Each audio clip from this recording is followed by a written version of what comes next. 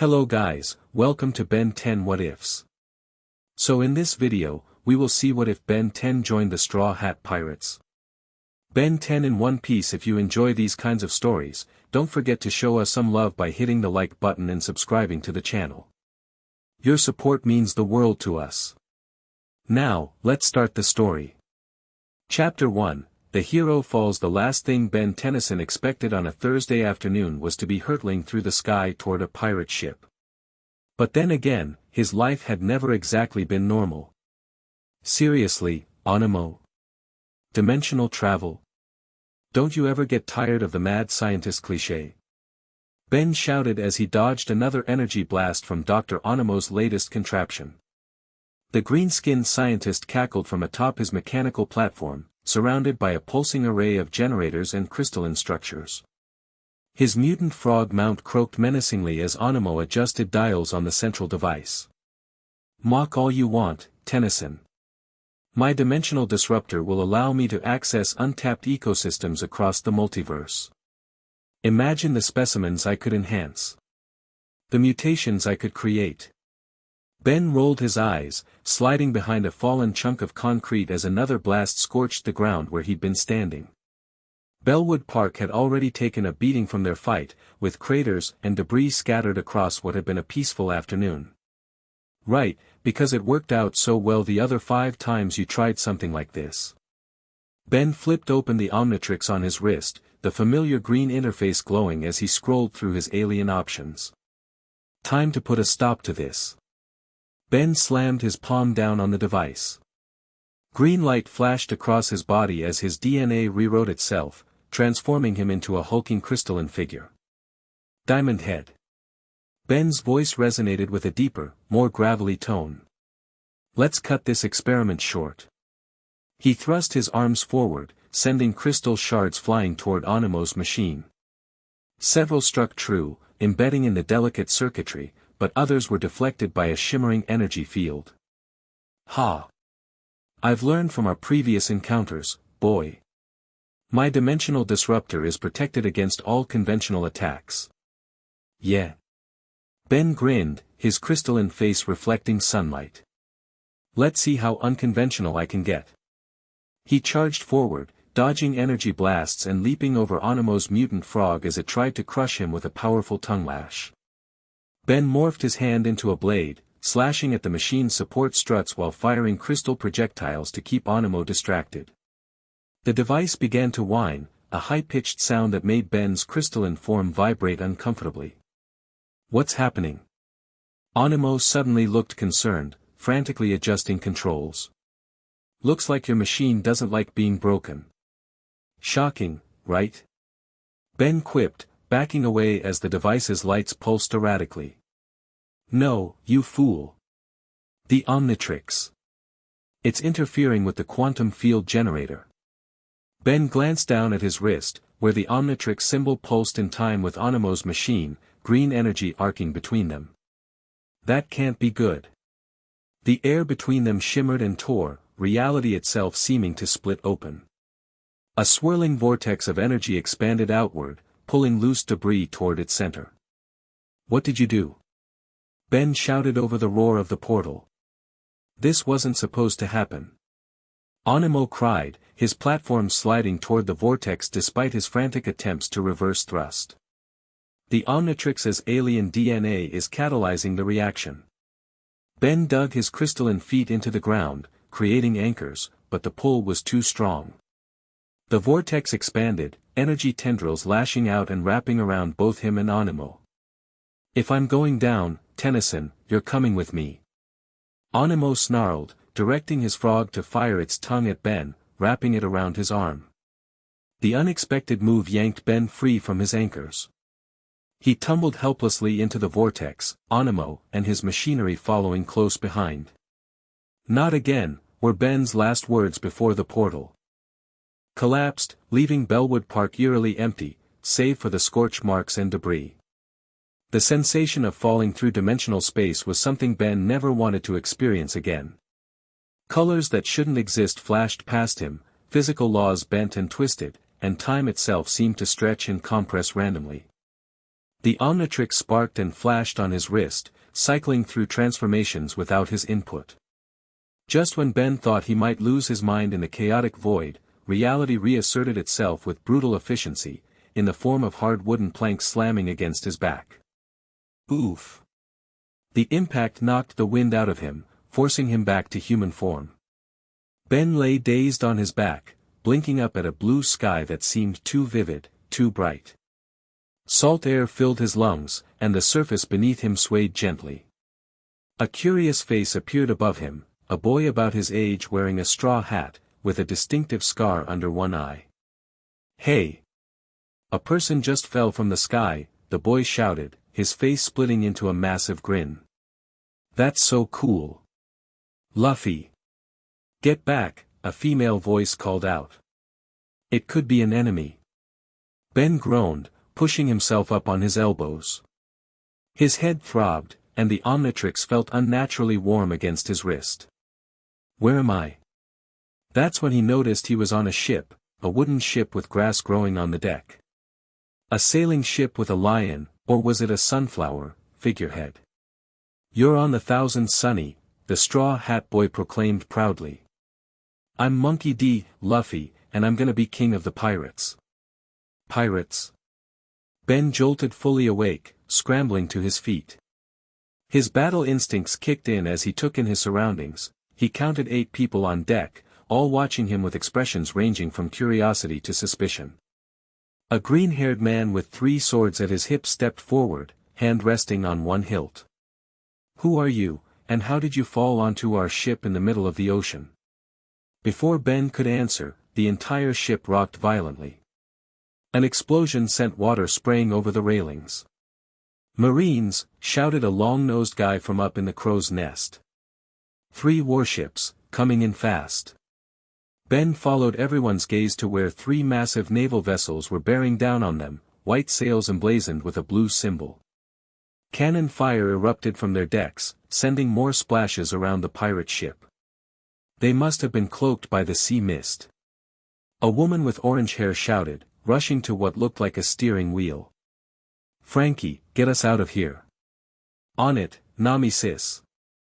A massive blue-haired man in a Hawaiian shirt pulled a lever, and Ben felt the ship surge forward. The Straw Hat Boy, Luffy, didn't seem concerned at all. He stretched his arm out to grab the railing, literally stretched, like rubber, and vaulted himself up. "Hey! We're busy right now, so whoever you are, just wait a bit, okay?" Luffy grinned at Ben before turning to face the marine ships. "Guys, I'll handle the front ship."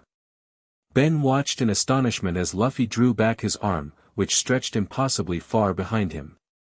"Gum gum!" Luffy shouted, his arm snapping forward like a rubber band, pistol.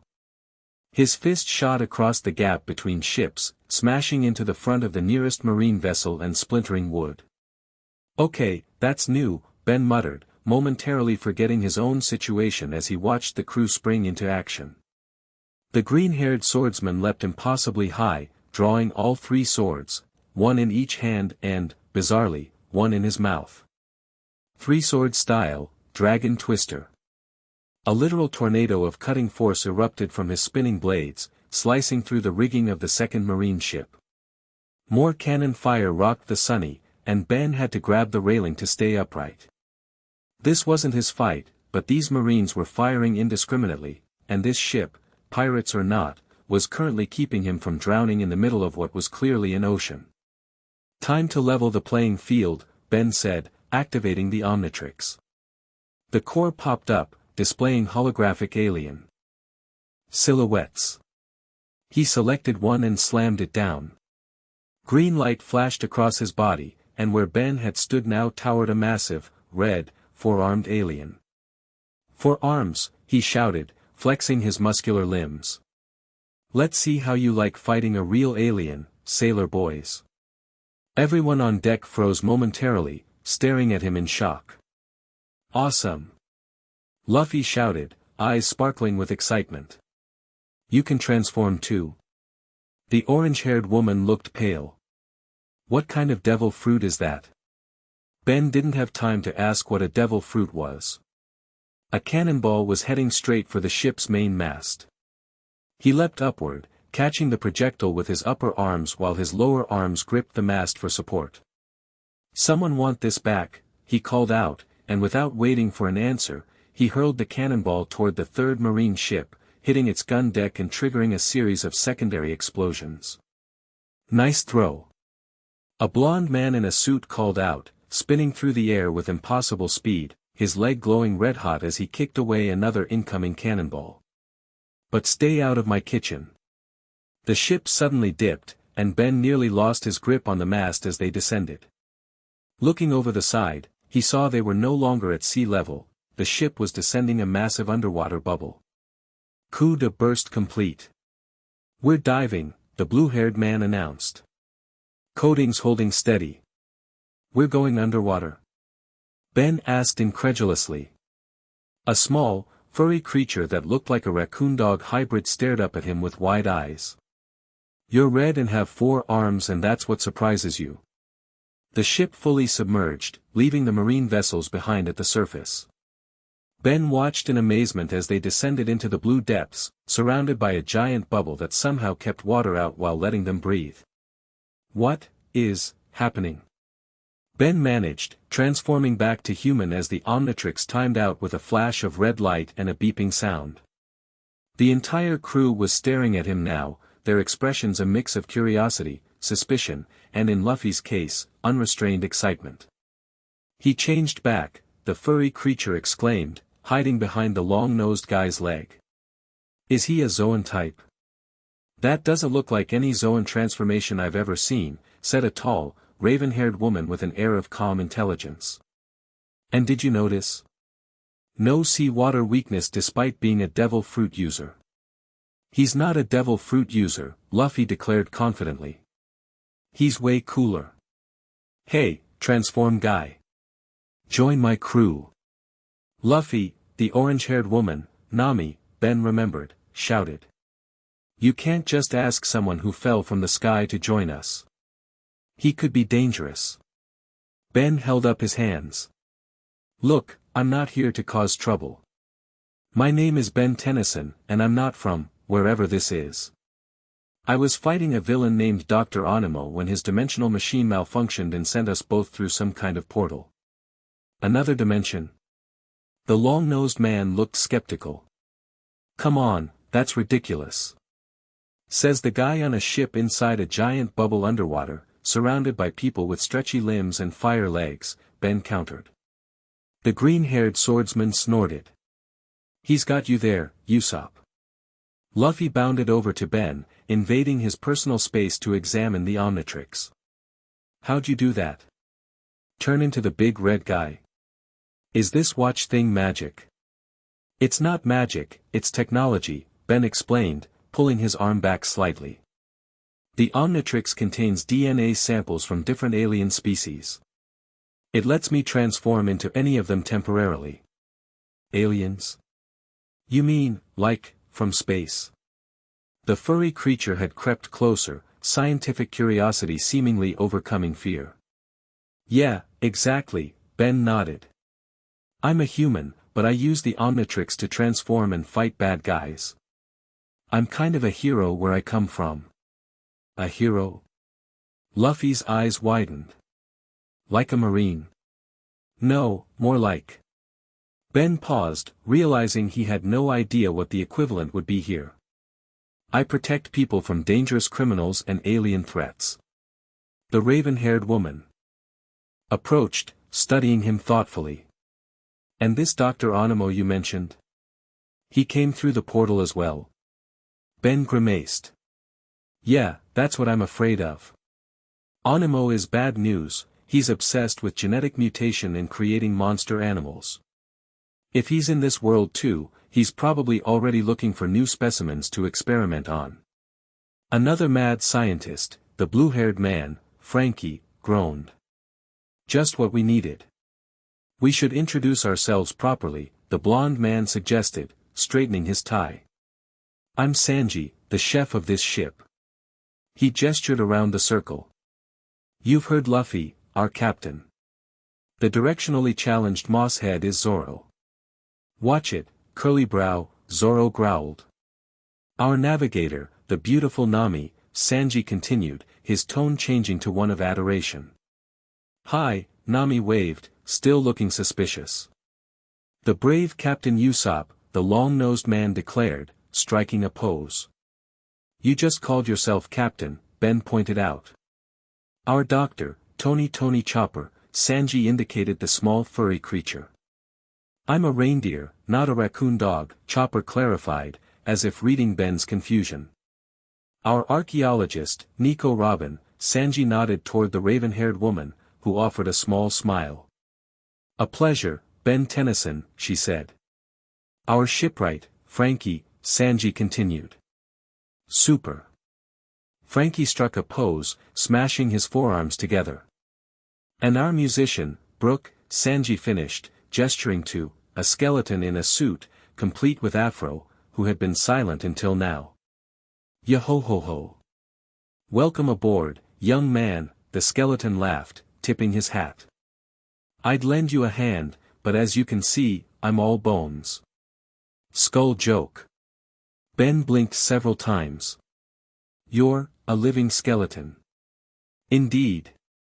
The power of the revive fruit brought my soul back to my body, although by the time I found it, only bones remained. Yo-ho-ho-ho. And you're a musician, Ben stated flatly. The best. Luffy declared. Show him, Brook. Before Brook could start playing, Nami intervened. Let's save the concert for later. We need to figure out what to do with our guest. She turned to Ben. So you're from another dimension, you fight bad guys with alien transformations, and now both you and this mad scientist are stuck here? Ben nodded. That about sums it up. I need to find Onimo and a way back home before he causes trouble here. Do you have any idea where this Onimo might have landed? Robin asked. Ben shook his head. The portal was unstable. We could have been separated by miles. Luffy slammed a fist into his palm. Then it's settled. We'll help Ben find the mad scientist guy and get home. Just like that.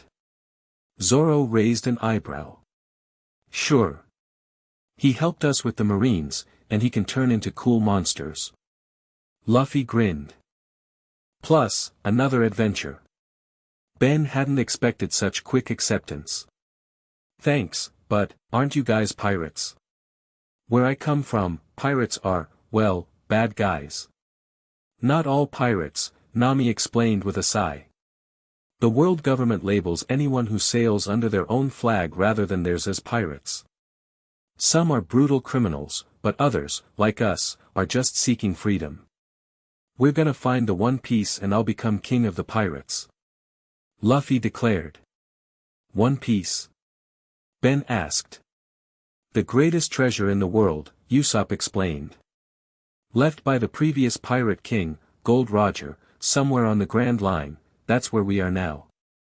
Ben's head was spinning with information. Look, I appreciate the offer, but I should probably find some authorities who can. The authorities here would arrest you on sight, Robin interrupted calmly. They just witnessed you transforming and fighting alongside known pirates with a bounty exceeding 3 billion berries. Berries? Ben asked. Money, Frankie clarified. We're pretty infamous. Great, Ben sighed. So I've been here less than an hour and I'm already a criminal. Welcome to our world. Luffy laughed. Don't worry, being a pirate is fun. I'm not a pirate, Ben insisted. I'm a hero. Heroes, pirates, what's the difference? Luffy shrugged. We all fight for what we believe in. Before Ben could argue further, the Omnitrix began to spark and flash erratically. What's happening to your device? Chopper asked, backing away slightly. I don't know, Ben said, concerned. It's never done this before. The Omnitrix's interface flickered, displaying alien silhouettes Ben didn't recognize. Omnitrix status critical, announced the device in a mechanical voice. Detecting unknown genetic samples. Initiating emergency recalibration. What does that mean? Nami asked, peering at the watch cautiously. It means the Omnitrix is reacting to this world, Ben explained, equally confused. It's scanning new DNA it hasn't encountered before. Like devil fruits. Robin suggested. Maybe. What exactly are devil fruits? Fruits that give you powers but take away your ability to swim, Luffy said simply, stretching his cheek to an impossible length. I ate the gum-gum fruit, so I'm a rubber man. Fascinating, Ben murmured, watching the Omnitrix cycle through new forms. The Omnitrix must be adapting to incorporate the unique biology of this world. The device suddenly stabilized, the faceplate glowing steady green again. Recalibration complete. New genetic samples acquired. Does that mean you can turn into new forms now? Chopper asked excitedly. I guess so, Ben said, scrolling through the interface. There are definitely new aliens here I've never seen before. Try one out. Luffy insisted, bouncing on his heels. I don't think that's a good, Ben started, but Luffy accidentally bumped his arm, causing him to press down on the core. Green light flashed, and Ben transformed. When it faded, he found himself shorter, with scaly blue skin, gills on his neck, and webbed hands and feet. Whoa, he exclaimed, his voice now gurgling slightly. Some kind of aquatic form. A fishman. Usopp exclaimed.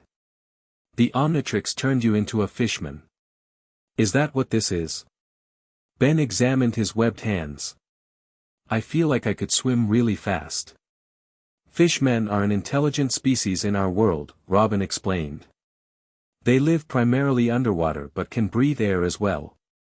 Better not test it out while we're in a bubble, Ben decided, pressing the Omnitrix symbol on his chest to transform back.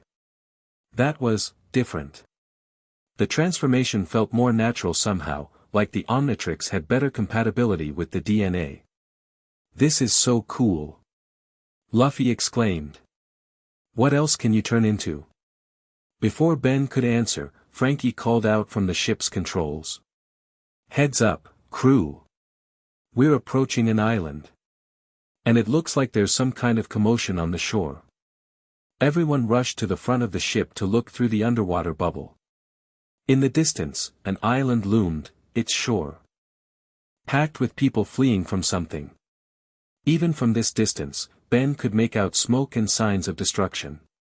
What's happening there? Nami wondered. A sick feeling settled in Ben's stomach.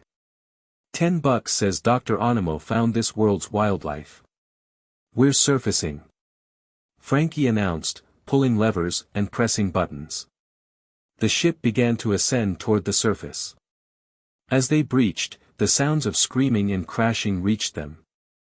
The island was in chaos, with people running frantically from what appeared to be giant, mutated crabs with glowing red eyes. Yep, that's Onimo, Ben confirmed grimly.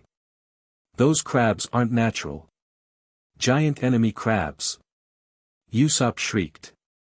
Why is it always monsters? Monster crabs? Sanji perked up. How do they taste? Focus, guys. Nami snapped. Should we get involved? This isn't our fight. Of course we help. Luffy declared without hesitation. People are in trouble. Ben felt a surge of respect for the pirate captain. I need to stop Onimo before he creates more mutations. Luffy grinned at him. See? Pirates and heroes aren't so different after all. As they neared the shore, Ben could see more clearly the extent of Onimo's handiwork. The crabs were at least 15 feet tall, with pincers that could crush boulders and strange mechanical components fused to their shells. Those look like Onimo's control devices, Ben explained to the crew. He uses them to mutate animals and control them mentally. So we destroy the devices, we free the crabs? Zoro asked, unsheathing his swords. Exactly, Ben nodded, activating the Omnitrix again. Ready to see what this thing can do? Ready. Luffy shouted, stretching his arms to grip the ship's railing, preparing to launch himself. Ben slammed down the core, transforming in a flash of green light. This time, he became a creature made of living diamond, but unlike his usual diamond head form, this version seemed to have been influenced by the local DNA, with sections that resembled sea prism stone. Diamond head, but different. Ben exclaimed, examining his crystalline body. Let's see what this variation can do. As the Thousand Sunny docked, the Straw Hat Pirates and their new ally prepared to face the mutated crabs and, hopefully, Dr. Onimo himself. The battle for Crab Island had begun, along with Ben's adventure in this strange new world. The shore of Crab Island was pure chaos. Civilians ran screaming as the giant mutated crabs demolished buildings and overturned carts with their massive pincers. Local militia fired ineffective pistols and rifles at the creatures, their bullets bouncing harmlessly off enhanced exoskeletons. "Alright, here's the plan," Ben started, but Luffy had already launched himself toward the largest crab. Gum Gum Pistol. The rubbery captain's fist stretched across the distance, slamming into the crab's face with enough force to make it stagger. "Does he always rush in like that?" Ben asked. "Always," the entire crew answered simultaneously. Zoro sighed. "We'll handle the crabs. You find your mad scientist." Ben nodded. "The control devices are on top of their shells, those metal nodes with the red lights. Destroy those, and Onimo loses control." The Straw Hats dispersed into action. Zoro raced toward a group of crabs, swords flashing in the sunlight. Sanji leapt impossibly high, his leg blazing with heat as he brought it down on a crab's shell. Nami twirled what looked like a staff, generating storm clouds that shot lightning at the mechanical controls. Ben ran through the chaos, crystal shards forming at his fingertips. He fired them at approaching crabs, precisely targeting their control devices. Each successful hit caused the crabs to freeze momentarily before returning to their natural, non-aggressive state, still large but no longer attacking. "Where are you, Onimo?" Ben muttered, scanning the battlefield. A scream caught his attention. Near the center of town, a particularly large crab had cornered a group of civilians. Ben started toward them, but Usopp's voice rang out from a nearby rooftop. "Special attack, Green Star Bamboo Javelin." A seed shot from Usopp's slingshot, exploding into giant bamboo shoots that impaled the crab's control device. The creature immediately calmed, blinking its now normal eyes in confusion. "Nice shot," Ben called up. Usopp grinned, giving a thumbs up. The brave Captain Usopp never misses. Ben continued through the town, impressed by the Straw Hat's efficiency. Chopper had transformed into a large, furry humanoid form and was wrestling a crab away from a collapsed building.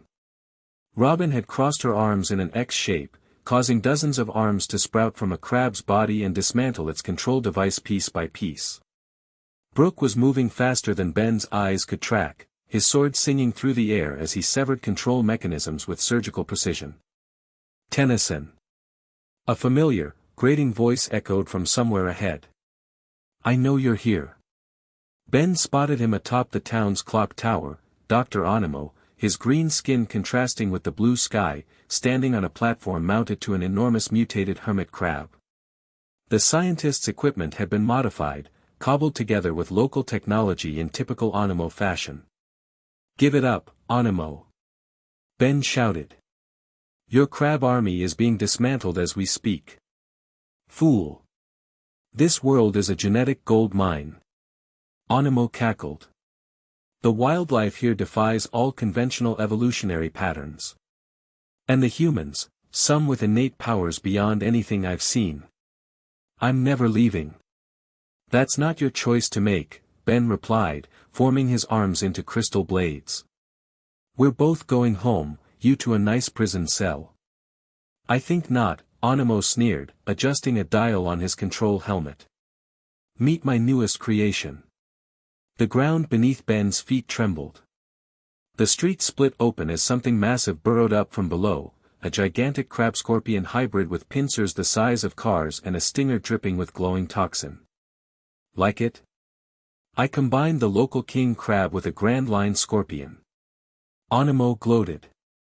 The venom is quite spectacular, paralytic but consciousness-preserving. You'll be fully aware as I dissect that device from your wrist. Not happening, Ben growled, slamming his crystal fists together. Let's see how your hybrid likes diamond. He charged forward, dodging a lightning-fast pincer strike. The creature was fast, too fast for something so large. Ben formed his hand into a blade and slashed at an incoming pincer, sparks flying as crystal met enhanced exoskeleton. The stinger whipped down, forcing Ben to roll aside.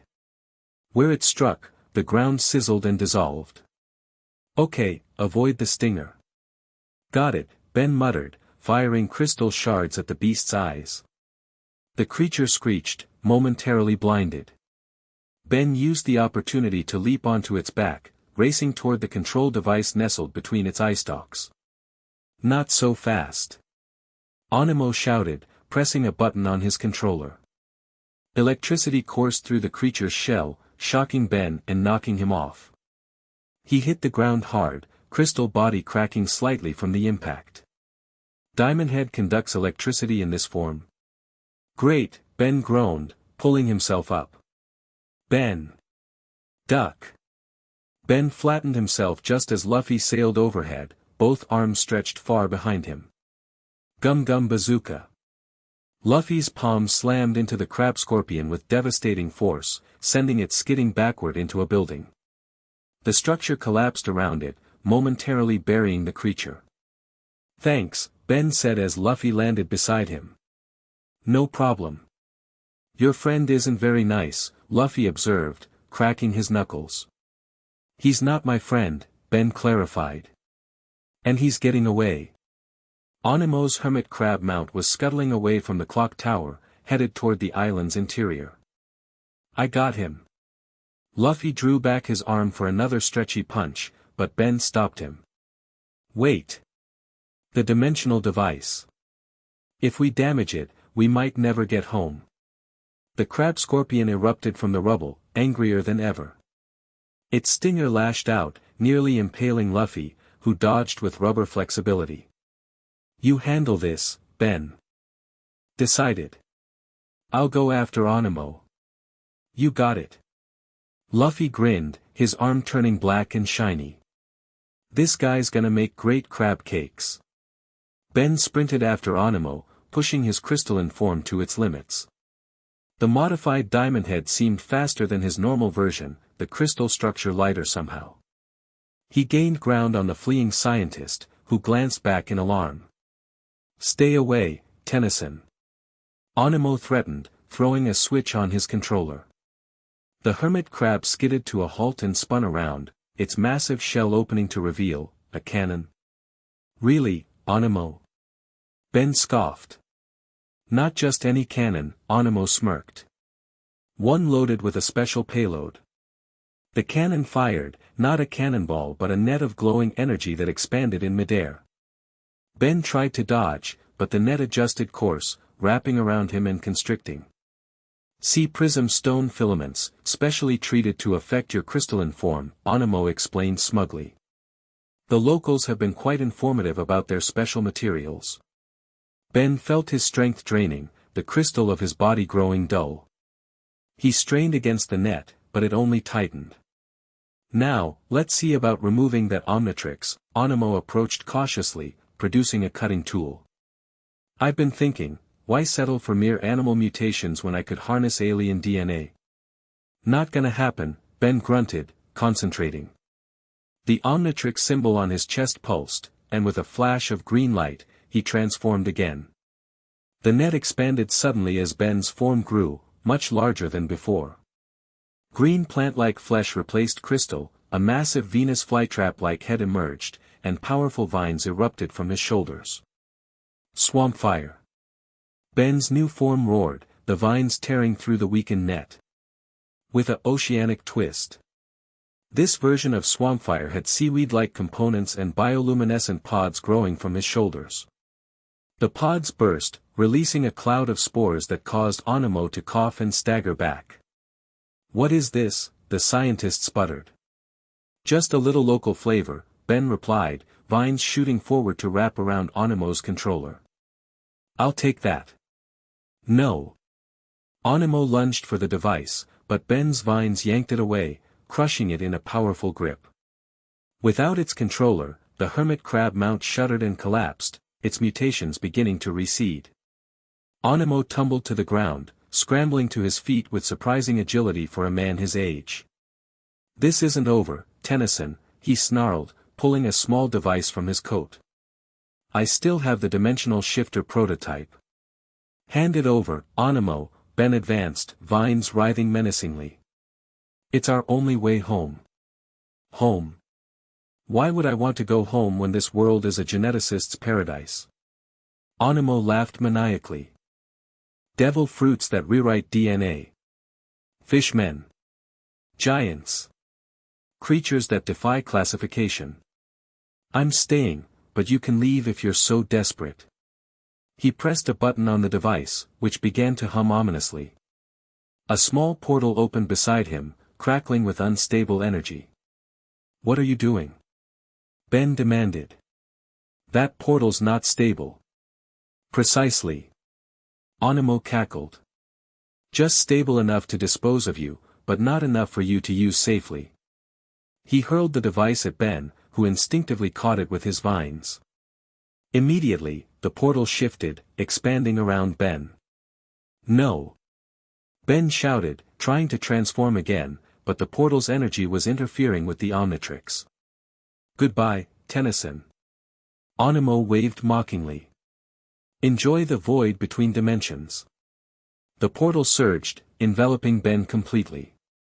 He felt himself being pulled apart, molecule by molecule, then something elastic snapped through the portal's edge, wrapping around his arm. Ben looked down to see a stretched rubbery hand gripping him tightly. "Gotcha." Luffy's voice called from outside the portal. "Guys, pull." Ben felt a tremendous tug as multiple hands grabbed Luffy's stretched arm. With a sound like tearing fabric, he was yanked free of the portal, which collapsed behind him with a thunderclap of displaced air. Ben crashed to the ground, reverting to human form as the Omnitrix timed out. The dimensional device sparked in his hand, smoke pouring from its circuitry. "You okay?" Luffy asked, helping him up.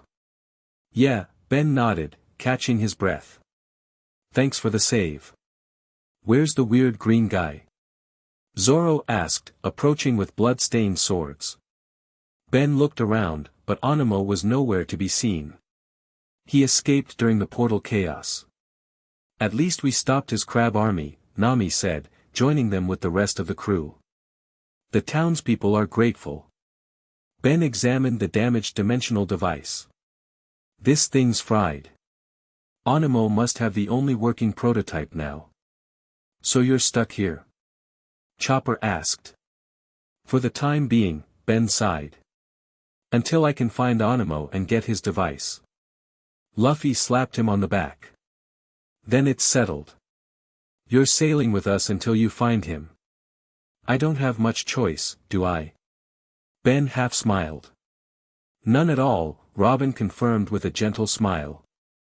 "The Marines will be looking for the monster man, who fought alongside the Straw Hat Pirates. You need protection as much as we need your power." "Speaking of Marines," Frankie interrupted, pointing out to sea. "We've got company." On the horizon, a fleet of marine battleships approached, white sails gleaming in the sun. At the lead was a vessel larger than the others, flying a flag that even Ben could tell signified someone important. Vice Admiral Klein, Robin identified, her expression serious. "Known for hunting devil fruit users. He must have been nearby when the marine ships we encountered earlier reported your transformation." "Is that bad?" Ben asked. "Very," Nami confirmed. "Klein collects rare devil fruit users for the government. He'll think your Omnitrix is a new type of devil fruit." "Time to go," Luffy declared cheerfully. "Back to Sunny." As they rushed toward their ship, Ben glanced back at the advancing Marine fleet. He couldn't help but notice a tall figure on the lead ship's deck, watching through a spyglass. Even at this distance, Ben could feel the man's intense focus. Vice Admiral Klein won't give up easily, Brooke warned as they boarded. He's quite persistent for a Marine. Let him come, Luffy grinned, cracking his knuckles. We've got a new Nakama with cool powers. I'm not officially joining your crew, Ben clarified quickly. This is temporary, until I find Anemo and a way home. Sure, Luffy nodded, clearly not taking the objection seriously. Frankie. Get us out of here. Super escape coming up. Frankie shouted, pulling levers. Coup de burst. The ship's rear cannon filled with compressed air, and Ben barely had time to grab the railing before they launched into the sky, soaring over the approaching Marine ships.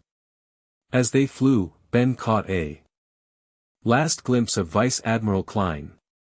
The Marine officer was watching them through his spyglass, his expression unreadable at this distance. Somehow, Ben knew this wasn't the last he'd see of the man. The Thousand Sunny splashed down miles away, leaving the Marines and Crab Island far behind. As the crew celebrated their escape, Ben leaned on the railing, staring out at the endless ocean. Home seemed very far away now. But looking at Luffy's infectious grin, Zoro's stoic confidence, Nami's sharp intelligence, and the rest of the crew's unique personalities, Ben realized he could have ended up with worse companions in this strange new world. So, Sanji approached, offering a glass of juice. What's the next move, transformation boy? Ben accepted the drink with a nod of thanks. Find Anemo, get the dimensional device, go home. Should be simple enough. Sanji laughed. Nothing's ever simple on the Grand Line. But that's what makes it an adventure, right? As the Straw Hat Pirates sailed onward into the setting sun, Ben Tennyson, hero, alien transformer, and now reluctant pirate, realized that his greatest adventure was just beginning. Chapter 2, New World, New Powers. The Thousand Sunny cut through the waves like a hot knife through butter, leaving a foamy wake behind as they raced away from the Marine fleet. Ben stood at the stern, watching the warships grow smaller on the horizon. They're still following us, he called out to the crew. Nami joined him at the railing, spyglass in hand. Vice Admiral Klein doesn't give up easily. He's known for hunting unique devil fruit users, which is what he thinks you are. Great, Ben sighed. So not only am I stuck in another dimension with a mad scientist on the loose, but now I've got the Navy hunting me too. Welcome to our world, Zoro grunted from where he sat cross-legged on deck, casually polishing his swords. Being wanted is just Tuesday for us. Luffy bounded over, that impossibly wide grin plastered across his face. This is awesome. We've got a shape-shifting alien on our crew now. Temporary crew member, Ben corrected quickly. Just until I find Anemo and a way home. Right, Luffy nodded, clearly not taking the distinction seriously. Hey, can you turn into something that flies? We could really use a scout right now. Ben checked the Omnitrix, which had fully recharged after the battle on Crab Island. I've got just the thing. He activated the device, scrolling through the alien silhouettes until he found a familiar form. With a flash of green light, Ben transformed into a red, manta ray-like alien with large yellow wings. Jet Ray, he announced, stretching his wings. I'll check how many ships are following us. So cool. Chopper exclaimed, stars practically visible in his eyes. Ben launched himself into the air, his streamlined body cutting through the wind effortlessly. He soared higher, getting a bird's-eye view of the situation. What he saw wasn't encouraging.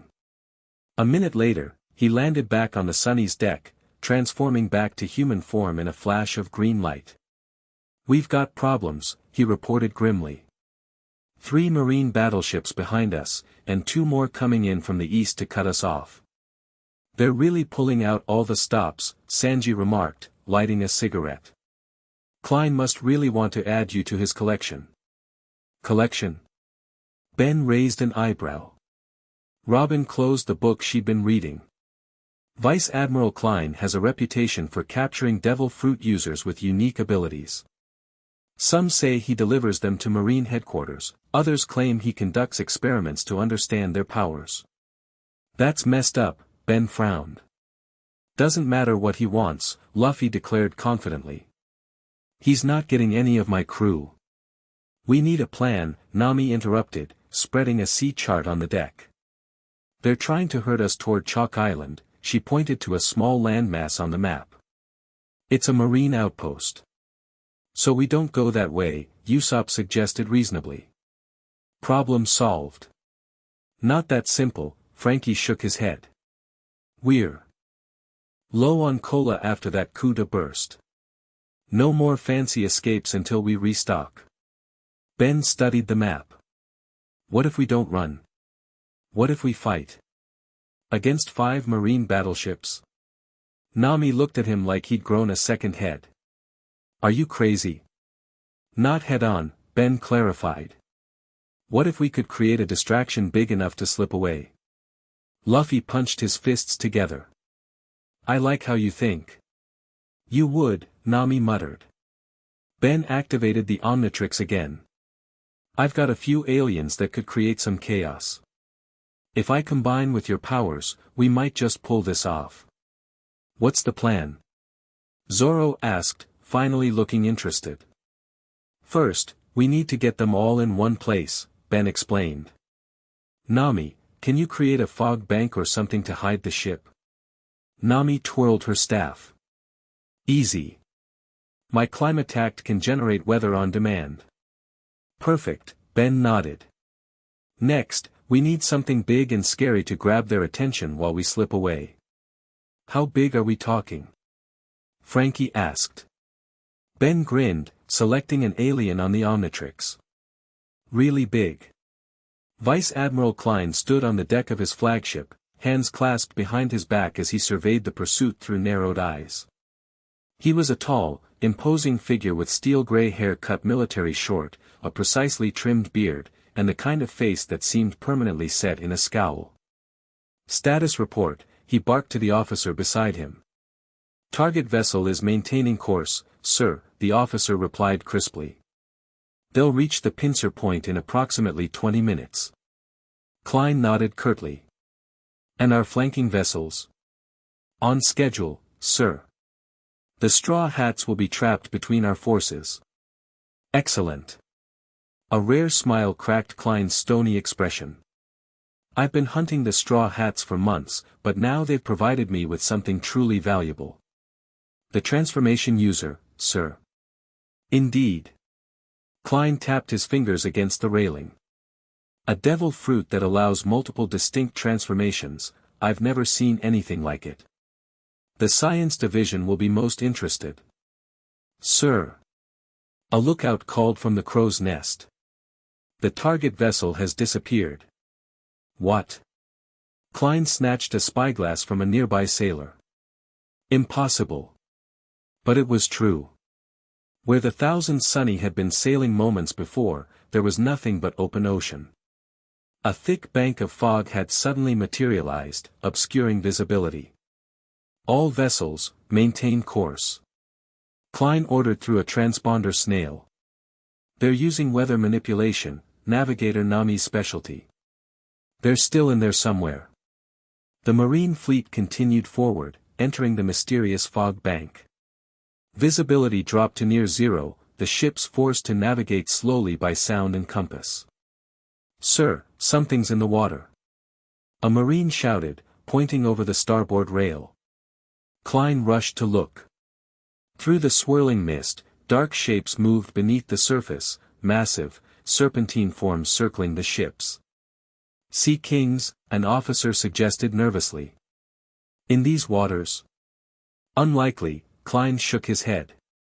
A trick of the ocean erupted as something enormous breached directly in front of the flagship. Water cascaded from a towering form that rose higher and higher, dwarfing even the Marine battleships. What in the name of justice?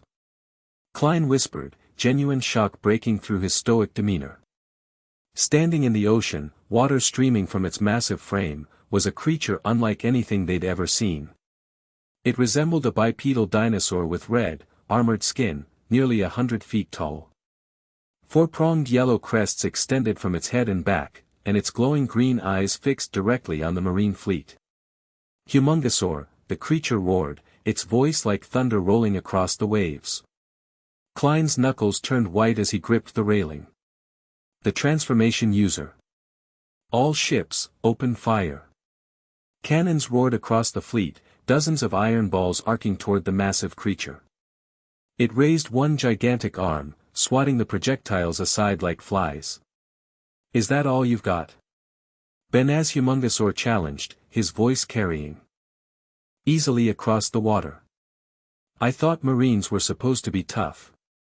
"Sir," another vessel approaching from starboard, a panicked sailor reported.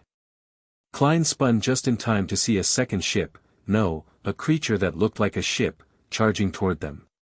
It had a vaguely humanoid upper body but a lower half that was pure mechanical monstrosity, with tank treads churning the water and massive cannons protruding from its shoulders.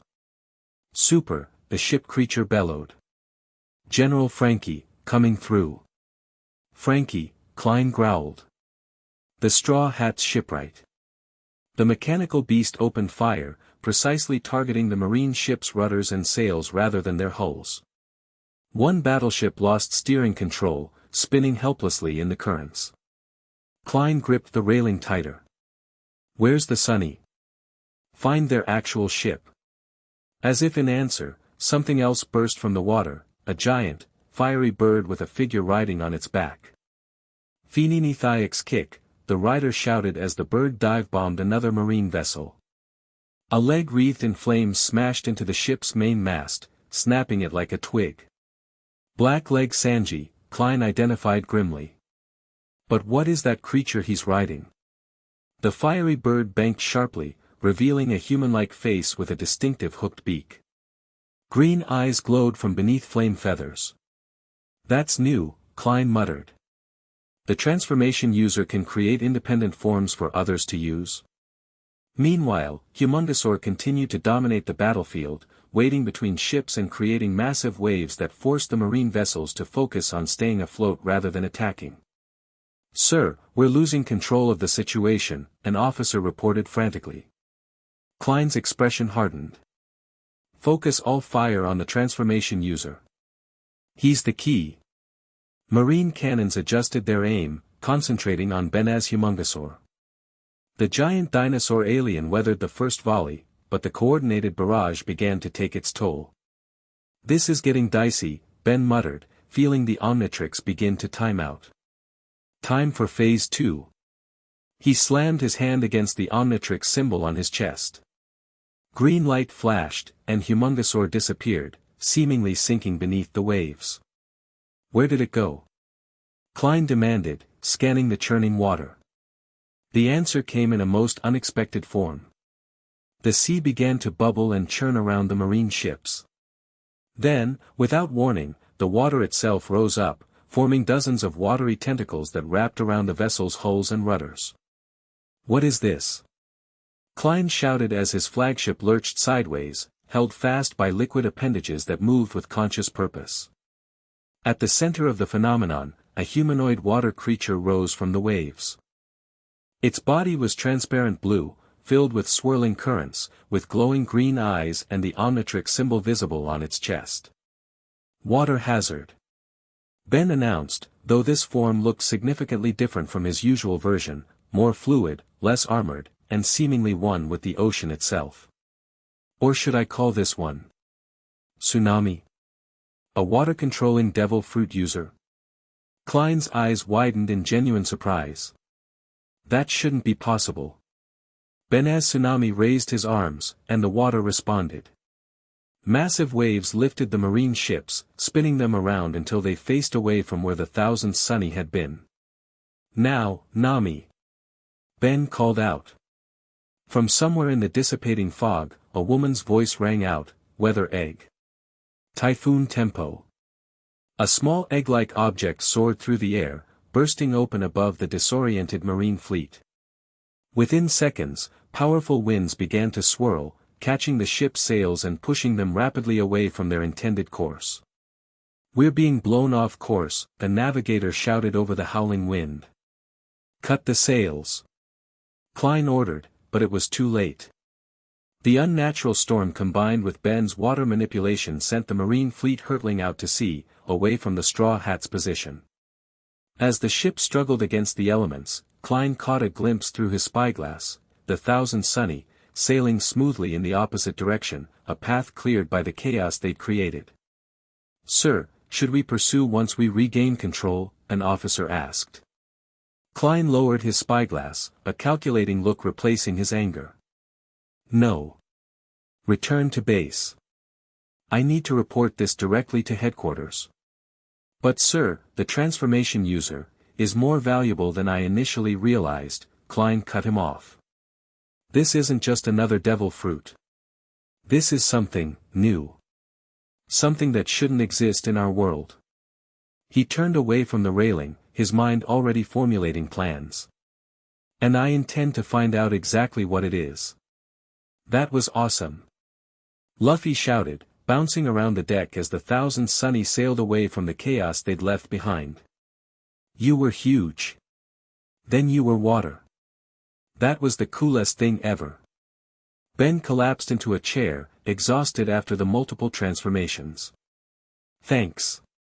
But that last form, it wasn't like anything I've used before." "What do you mean?" Chopper asked, offering Ben a glass of water, which he gratefully accepted. "Water Hazard is supposed to be an armored alien that can control and generate water," Ben explained between gulps. "But this version was different, like I actually became water. And the connection to the ocean felt natural, powerful." Robin approached, her expression thoughtful. "The Omnitrix is adapting to our world's physics, incorporating elements of devil fruit powers into your transformations. Is that even possible?" Usopp asked. "The Omnitrix contains DNA samples, but it also analyzes the environment to optimize transformations," Ben explained. "In this world, it seems to be integrating local biology, physics, whatever makes devil fruits work." "Fascinating," Robin murmured. "The implications are considerable." Nami interrupted the science discussion. "We bought ourselves some time, but Klein won't give up that easily. We need to find somewhere to lay low while we figure out our next move. And stock up on cola," Frankie added, emerging from below deck after stowing his battle mech. "That fight drained our reserves." Sanji, who had been riding one of Ben's transformed creatures, lit a fresh cigarette.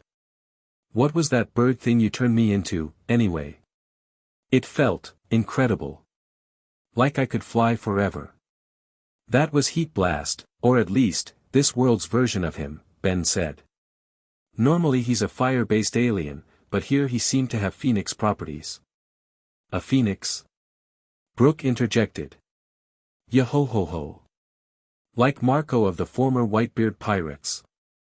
"How fascinating. We should head for Tradewind Island," Robin suggested, pointing to a location on Nami's map. "It's a neutral port with minimal marine presence, known for its black markets. We could resupply and gather information." "Information about what?" Ben asked. "Your Dr. Onimo," Robin replied. "If he's in this world creating mutations and collecting specimens, people will have noticed. Especially if he's operating in populated areas." "Good thinking," Nami nodded. "Tradewind Island it is. We should arrive by morning if the wind holds." As the crew dispersed to their various duties, Ben remained at the railing, staring out at the endless ocean. The Omnitrix felt different on his wrist, warmer somehow, almost alive as it continued to adapt to this strange new world. Luffy sidled up next to him, unusually quiet for once. "Hey, transformation guy. Just call me Ben," he replied with a small smile. "Ben," Luffy nodded. "You'll find your way home. We'll help you." The simple confidence in Luffy's voice was strangely reassuring. "Thanks. I know we will. But until then." Luffy grinned that impossible grin. You're having fun, right? Ben thought about the question. Despite the danger, the confusion, and the homesickness lurking at the edges of his mind, there was something undeniably exhilarating about this adventure. Yeah, he admitted. I kind of am. Good. Luffy slapped him on the back with enough force to make Ben stagger. Because adventures are always better when you're enjoying them. With that pearl of wisdom, the rubber captain bounced away, shouting something to Sanji about meat for dinner. Ben shook his head, smiling despite himself. These pirates were nothing like what he'd expected. They were weird, chaotic, and occasionally terrifying, but there was also a warmth to them, a sense of family that reminded him of his own team back home. As the day stretched into evening, the Thousand Sunnies sailed on toward Tradewind Island, carrying its temporary crew member into the next chapter of this unexpected adventure. Tradewind Island lived up to its name. As the Sunny approached the harbor the next morning, Ben could see countless ship sails billowing in the constant breeze that swept across the island, creating a colorful patchwork above the crowded docks. Remember, Nami instructed as they prepared to disembark, this is a neutral port, but that doesn't mean it's safe. Marines don't patrol here often, but they do have informants. So keep a low profile, Zoro concluded, tying his bandana over his distinctive green hair. Says the guy with 3 swords, Usopp muttered. Ben, you should probably avoid using the Omnitrix unless absolutely necessary, Robin suggested. Your transformations are too distinctive. Ben nodded, pulling the sleeve of a borrowed jacket over the device. Got it. Low profile. Luffy, meanwhile, had done absolutely nothing to disguise himself, his straw hat prominent as ever. Let's go find some meat. And information. But mostly meat. The crew split into groups. Frankie and Usopp went to source cola and supplies, Robin and Chopper headed for the local bookstore and apothecary, Sanji and Brook took responsibility for food provisions, Nami and Zoro, the latter protesting that he worked better alone, went to gather rumors at the local taverns. Ben, you're with me. Luffy declared, grabbing Ben's arm before he could object. We're gonna explore. Shouldn't we be focused on finding information about Anemo? Ben asked as Luffy dragged him through the crowded market street. Best way to find stuff is to look everywhere. Luffy explained with impeccable pirate logic.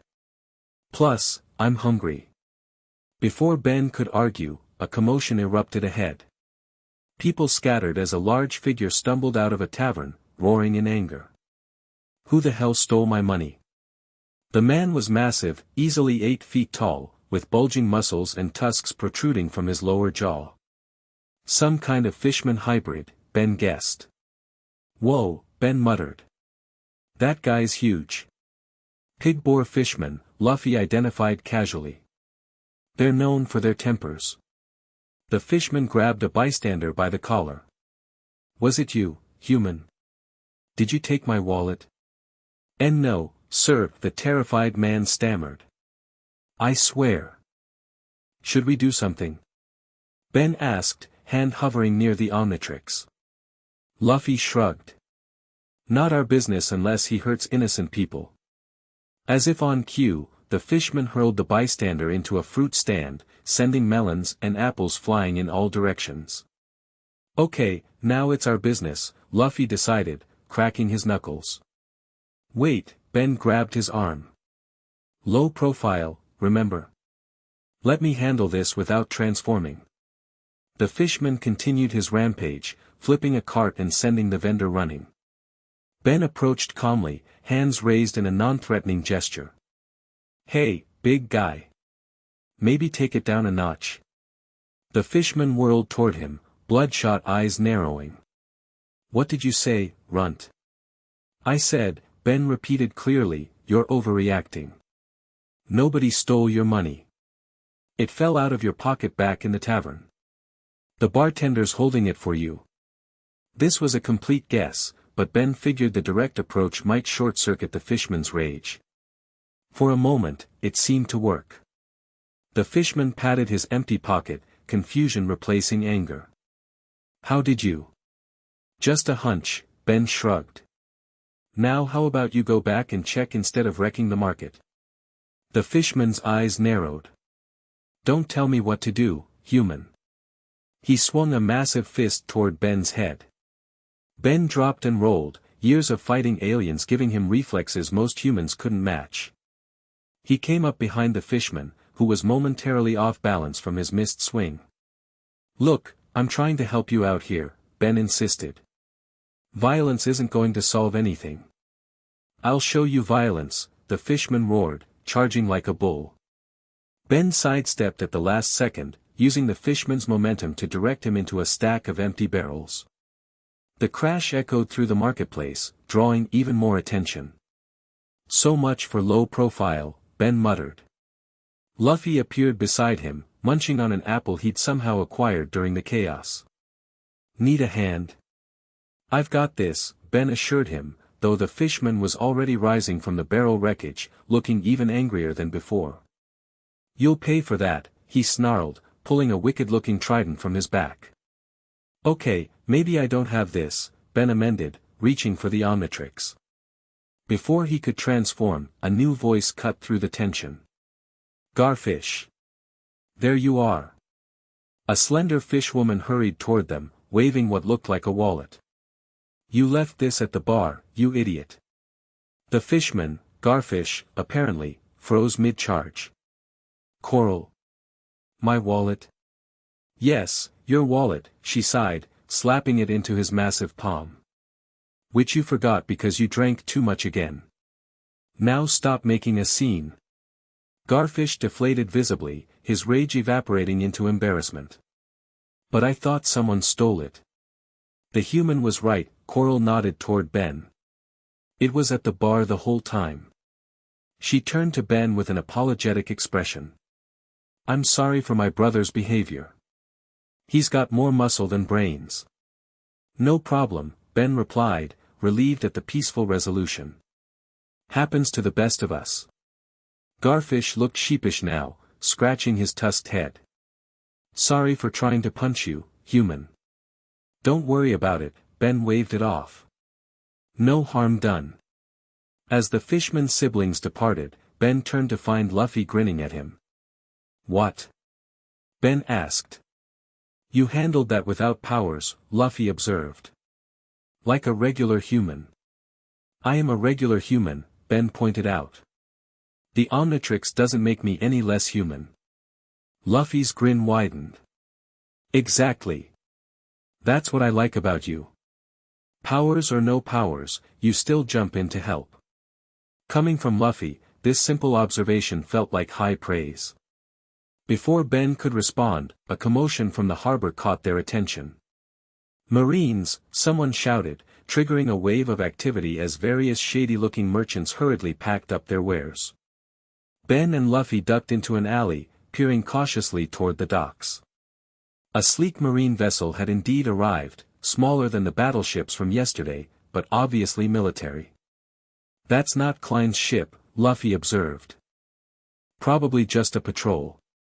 Still, we should warn the others, Ben suggested. Already on it, Luffy replied, pulling out a small transponder snail from his pocket. Ben stared as the snail's face somehow mimicked Luffy's expression when he spoke into it. Hey guys, Marines at the harbor. Nothing big, but keep sharp. The snail made a clicking sound, then spoke with Nami's voice, understood. We're almost done anyway. Meet back at the ship in 1 hour. Got it. Luffy confirmed before tucking the snail away. That's a snail phone? Ben asked incredulously. Transponder snail, Luffy corrected as if it were the most normal thing in the world. How else would people talk to each other far away? Right. Silly me, Ben muttered. This world got weirder by the minute. They were about to head back toward the main street when Ben spotted something that made his blood run cold. A distinctive purple animal cage being wheeled down a side street by a hooded figure. Onimo, Ben whispered, recognizing the cage design instantly. Luffy, that's one of Onimo's transport cages. Luffy peered in the direction Ben was pointing. The weird box with the glowy parts.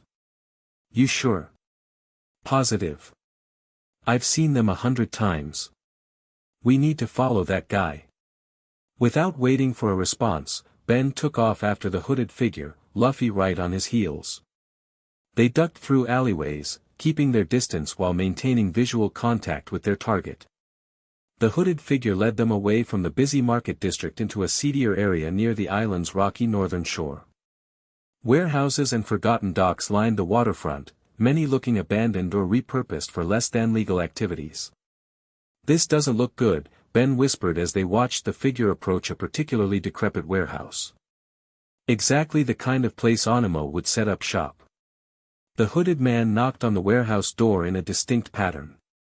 A moment later, the door opened just enough to let him and his cargo through before slamming shut again. So what's the plan?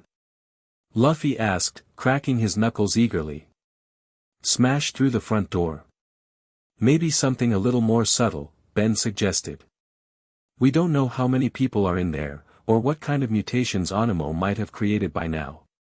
Subtle, Luffy repeated the word as if testing an unfamiliar food. Like, smashing through a window instead? Ben couldn't help but smile. How about I scout first, then we decide on the smashing part. He activated the Omnitrix, cycling through aliens until he found what he needed. With a flash of green light, Ben transformed into a small, 6-inch tall amphibian-like creature. Gray matter, he squeaked in a high-pitched voice. Perfect for reconnaissance. Luffy's eyes widened. You're tiny. And smart-looking. But mostly tiny. Galvans are the most intelligent species in my universe, Ben explained. And yes, very small and good at infiltration. Wait here while I check things out. But, if I'm not back in 15 minutes, then you can smash something, Ben promised. This seemed to satisfy Luffy, who settled into a waiting position with surprising patience. Ben as Grey Matter scurried toward the warehouse, easily finding a gap beneath the weathered door. Inside, the warehouse was dimly lit, with most of the illumination coming from portable lamps set up around what appeared to be a makeshift laboratory. And there, hunched over a workbench, was the unmistakable green-skinned form of Dr. Aloysius Anemo. Remarkable, simply remarkable, Anemo muttered to himself as he examined something in a petri dish. The genetic diversity of this world's fauna defies all conventional evolutionary theory. Ben crept closer, hiding behind discarded crates and equipment. The hooded figure who had brought the cage now stood nearby, hood pulled back to reveal an ordinary-looking man with a nervous disposition. I got what you asked for, Doctor, the man said. A juvenile Sea King embryo, just like you wanted. It wasn't easy, these things are dangerous even before they hatch. Yes, you'll be compensated, Anemo waved dismissively. Add it to the collection. Ben's eyes widened as he got a better view of the collection. Cages lined one wall of the warehouse, containing creatures Ben had never seen before, miniature sea serpents, crabs with human-like faces, fish with fur instead of scales, and other biological impossibilities. This is bad, Ben whispered to himself.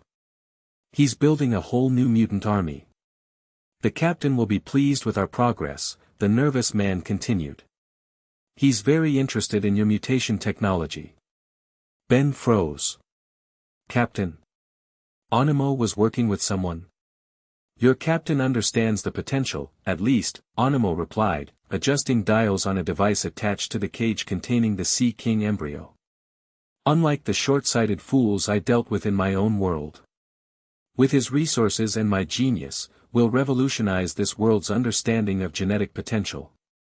When will you meet with him again? The man asked. 2 days from now, at the rendezvous point, Anemo said. I should have the prototype ready by then. These Sea King samples are the final component I needed. Ben had heard enough. He needed to get this information back to Luffy and the others. Carefully, he began to retreat the way he'd come. Unfortunately, Grey Matter's enhanced intelligence didn't always translate to enhanced luck. As Ben backed away, his foot dislodged a small piece of metal, which clattered loudly on the warehouse floor. Onimo's head snapped up. What was that? We have an intruder. I'll check it out, the nervous man said, drawing a pistol from his belt. Ben turned and scurried as fast as his tiny legs would carry him, heading for the gap under the door. He was halfway there when a glass jar slammed down over him. Well, what do we have here? Onimo's face loomed over the jar, distorted through the curved glass. A new species to add to my collection? Or perhaps... His eyes narrowed as he spotted the Omnitrix symbol. Tennyson. I'd recognize that device anywhere, regardless of what form you take. Let me go, Onimo. Ben's tiny voice barely carried through the glass. I think not, Onimo gloated, lifting the jar with Ben trapped inside. How fortunate. I was wondering when you tracked me down. Now I can add your precious Omnitrix to my research. The warehouse door suddenly exploded inward, ripped completely off its hinges. Framed in the doorway stood Luffy, his expression unusually serious. 15 minutes are up, he announced. Where's my friend? Onimo clutched the jar containing Ben protectively. Who are you supposed to be? Some local hero? Luffy cracked his knuckles. I'm Monkey D, Luffy, and I'm gonna be king of the pirates. He stretched his neck impossibly, looking around the warehouse until he spotted the jar in Onimo's hand. There you are, Tiny Ben. Another devil fruit user, Onimo observed with scientific interest. Fascinating elasticity properties. Let Ben go, Luffy demanded, stretching his arm back. Or I'll make you. Garrot. Deal with this rubber intruder. Onimo commanded the nervous man, who raised his pistol shakily. Why yes, Doctor. Garrot fired several shots at Luffy, who didn't even try to dodge. The bullets hit his chest and then stretched his skin backward before rebounding away harmlessly. That doesn't work on me, Luffy explained casually. I'm a rubber man. Incredible. Onimo exclaimed despite the situation. Complete ballistic immunity through elastic tissue displacement. While Onimo was distracted by Luffy's rubber powers, Ben concentrated on the Omnitrix symbol on his chest. If he could just transform into something larger, the jar wouldn't hold him. The symbol began to glow, responding to his thoughts. Gum Gum Pistol. Luffy's fist shot across the room, aiming for Onimo. The scientist barely dodged, the jar with Ben jostling violently in his grip. Stay back. Onimo warned, holding up the jar. One wrong move and your tiny friend gets crushed.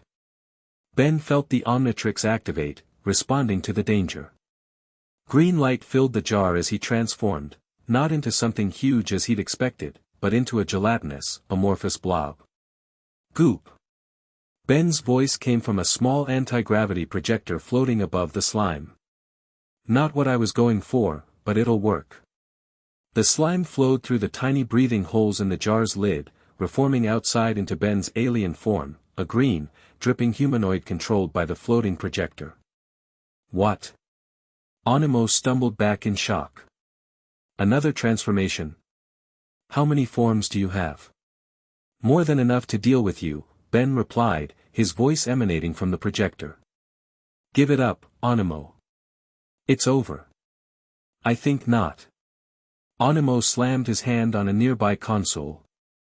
Instantly, the cages containing his collected specimens burst open, releasing the bizarre creatures. Attack them, my pets. Protect your master. The creatures surged forward, mutated sea life flopping across the floor, miniature sea kings slithering like snakes, crabs scuttling with unnatural speed. Whoa! Luffy exclaimed, jumping onto a crate to avoid the onrush of mutated marine life. These are cool. Gross, but cool. Ben-Azgoop stretched his amorphous body, forming a wall between Luffy and the approaching creatures. Don't hurt them. They're just being controlled. Got it. Luffy nodded, switching to defensive moves, using his rubber body to bounce and evade rather than attack. While they dealt with the creatures, Onimo grabbed a case from his workbench and darted toward a back exit. "Enjoy my pets, Tennyson. I have a meeting to prepare for." "He's getting away," Ben called out, trying to stretch toward Onimo while still containing the creatures. Luffy's arm elongated, grabbing a support beam near the ceiling. "I got him. Gum Gum Rocket." He launched himself over the creatures, sailing through the air toward Onimo. The scientist turned, eyes widening as Luffy careened toward him. At the last second, Onimo pulled something from his pocket and threw it to the ground. A blinding flash filled the warehouse, accompanied by a thunderclap of displaced air. When Ben's vision cleared, Onimo was gone, a smoking circular burn mark on the floor where he'd been standing. "A teleporter?" Ben exclaimed in disbelief. "Since when does Onimo have teleportation technology?" Luffy landed where Onimo had been, looking equally confused. "He disappeared. Is that one of your world's powers?" "No," Ben said grimly, transforming back to human form now that the immediate threat had passed. The creatures, without Onimo's direction, had stopped attacking and were now meandering aimlessly around the warehouse. "Onimo's a geneticist, not a physicist. He must have acquired that technology here." Luffy frowned, picking up a small metal disc from the floor, the remnants of whatever device Onimo had used. "This looks like something I've seen before." Ben took the disc, examining it carefully. It bore an unfamiliar symbol, 3 diagonal slashes across a circle. "Any idea what this means?" "Yeah," Luffy's expression darkened. "Blackbeard pirates." Blackbeard? The name meant nothing to Ben. "Marshal D. Teach," Luffy elaborated, his usual carefree demeanor completely gone. "One of the 4 emperors. A very dangerous pirate. And Onimo is working with him," Ben concluded, the pieces falling into place. "That's who the captain was that they mentioned." Luffy nodded grimly. "If Blackbeard's involved, this is worse than we thought." They gathered the remaining creatures, doing their best to secure them humanely. Most were docile now that Onimo's control was gone, though a few of the more aggressive specimens required makeshift restraints. "We need to tell the others," Ben said as they worked. "If Onimo and Blackbeard are combining their technologies." "Bad news," Luffy agreed. "Really bad news." As they secured the last creature, a small commotion outside caught their attention. Ben peered through a broken window to see Marines approaching the warehouse, drawn by the earlier gunshots, no doubt. "We need to go," Ben urged. "Now." Luffy nodded, glancing around the warehouse one last time. "What about all these weird animals?" Ben considered for a moment. "We can't take them with us, and we can't leave them for Onimo to recapture. The Marines will probably take care of them," Luffy suggested. "Maybe." Ben wasn't convinced, but they were out of options. "Let's go out the back." They slipped out the rear exit, making their way through alleyways back toward the marketplace, avoiding Marine patrols. Ben's mind raced with the implications of what they'd discovered. Onimo, with his genetic mutation technology, partnering with a powerful pirate who already possessed teleportation devices. This Blackbeard, Ben asked as they hurried along, just how dangerous is he? Luffy's expression remained uncharacteristically serious. "He's the one who captured my brother and turned him over to the Marines. The reason Ace died." The raw pain in Luffy's voice told Ben everything he needed to know. "I'm sorry. Blackbeard betrayed his own captain, stole a powerful devil fruit, and now he's one of the most dangerous pirates in the world," Luffy continued. "He can create darkness that swallows everything and steal other people's devil fruit powers. And now he's working with Onimo," Ben said grimly. "Who can create mutant armies and has access to the Omnitrix's technology through me." They reached the main street, blending into the crowd as they headed back toward the harbor. "We're going to stop them," Luffy declared with absolute certainty. "Both of them?" Ben nodded, feeling the weight of responsibility settle on his shoulders. He'd come to this world by accident, but he couldn't leave it vulnerable to the combined threat of Anemo and Blackbeard. Together, he agreed, holding out his fist. Luffy bumped it with his own, his familiar grin returning. Together. Back on the Thousand Sunny, the crew gathered on deck as Ben and Luffy recounted their discovery. Blackbeard? Nami repeated, looking pale. You're certain? Luffy held up the teleportation disc with the 3/ mark. It's his symbol. Robin examined the disc carefully. This technology is consistent with reports of Blackbeard's recent activities. His crew has been raiding marine research facilities, acquiring experimental weapons and devices. And now he's working with Anemo, Ben concluded. Combining teleportation technology with genetic mutation. But what's their goal? Usopp wondered. What does Blackbeard gain from mutated sea creatures? An army that doesn't fear the sea, Zoro suggested grimly. Most devil fruit users are helpless in water. An army of enhanced marine predators would give him an advantage no other pirate crew has. And what does Anemo get from the arrangement? Sanji asked. Resources, protection, and specimens, Ben answered. Everything he needs to continue his experiments on a larger scale. Frankie crossed his massive arms. So what's our next move? All eyes turned to Luffy, who was uncharacteristically thoughtful, arms crossed as he leaned against the mast. We find them before they can meet up, he decided finally. Ben heard Anemo say they're meeting in 2 days at some rendezvous point. If we can figure out where, we can stop them both at once. That's a tall order, Nami pointed out. Blackbeard is an emperor with multiple devil fruit powers. His entire crew is made up of dangerous criminals. We'd be outnumbered and outgunned. Not necessarily, Ben interjected. The Omnitrix gives me a lot of options, especially now that it's adapting to this world's DNA. Speaking of which, Chopper piped up, I've been thinking about what you said, about the Omnitrix incorporating devil fruit abilities into your transformations. Could it scan me? In my different forms? Ben looked down at the reindeer-human hybrid with surprise. I suppose it could. The Omnitrix automatically scans new genetic samples when they're in proximity. Then maybe. Chopper hesitated, then continued more confidently. Maybe if it scanned all of us with devil fruit powers, you'd have even more options. That's actually brilliant, Ben admitted. The more transformations I have access to, the better our chances against Blackbeard and Anemo. So you'll scan us? Luffy asked excitedly. You could turn into a rubber man like me. Well, the Omnitrix doesn't exactly copy individuals, Ben explained. It samples the genetic code and creates an idealized version of the species. But essentially, yes, I could gain transformations based on your devil fruit powers. Super idea. Frankie struck his signature pose. Though I'm mostly cyborg rather than devil fruit user. Still worth scanning, Ben assured him.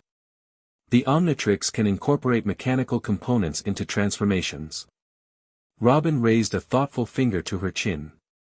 Before we plan our assault on Blackbeard, we still need to determine where this rendezvous is taking place. I might have an idea about that, Nami said, spreading a map on the deck. While we were in town, Zoro and I heard rumors about unusual activity on Skull Rock Island. She pointed to a small island not far from their current position. Apparently, ships have been coming and going at odd hours, and strange lights have been seen at night. Sounds promising, Sanji agreed. How far? About half a day's sail, Nami calculated. We could be there by nightfall if we leave now. Then what are we waiting for? Luffy grinned, his earlier solemnity forgotten in the excitement of action. Let's go crash Blackbeard's party. As the crew prepared to set sail, Ben activated the Omnitrix, setting it to scan mode. One by one, the devil fruit users among the Straw Hats allowed the device to analyze their unique genetic makeup, Luffy's rubber body, Chopper's human reindeer hybrid forms, Robin's ability to sprout limbs, and Brook's living skeleton condition. The Omnitrix beeped as it completed each scan, its database expanding with new potential transformations. By the time they were underway, Ben had acquired a wealth of new options. "I feel like I should test these new forms before we go into battle," he suggested as they sailed away from Tradewind Island. "Good idea," Luffy agreed enthusiastically. "Show us what you got." Ben scrolled through the Omnitrix's new selections, selecting one that looked promising. With a flash of green light, he transformed into a humanoid figure with a rubber-like consistency, similar to Luffy but with the Omnitrix's color scheme of black and green. Whoa! Ben stretched his arm experimentally, watching it extend across the deck. "This is different from anything I've had before." "You look like me," Luffy exclaimed, poking Ben's rubbery skin with fascination. "But greenish. I think I'll call this one Elastico," Ben declared, testing the form's abilities by stretching, bouncing, and contorting his body in ways that would be impossible for a normal human. "Can you do my attacks?" Luffy asked eagerly.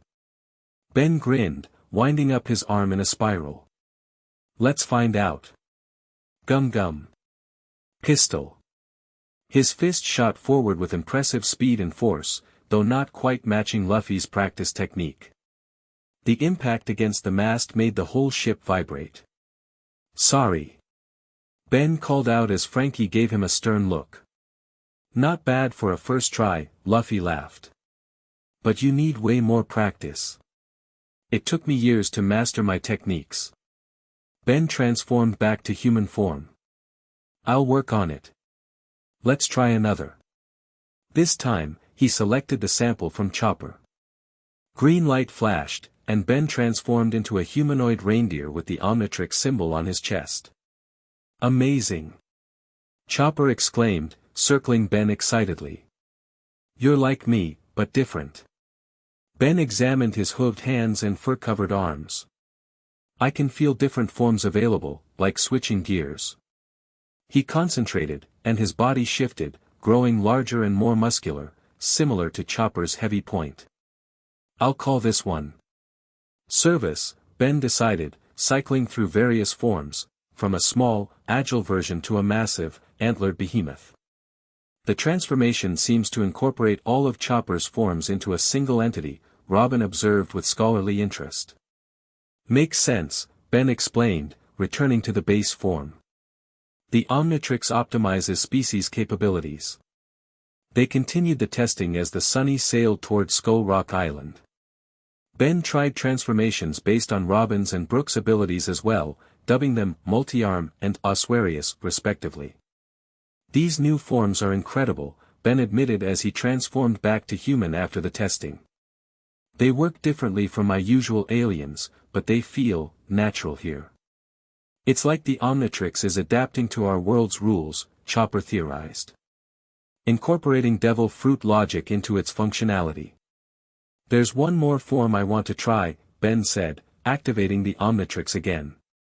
"When we fought Klein, I transformed into a water form that felt different from anything I've used before.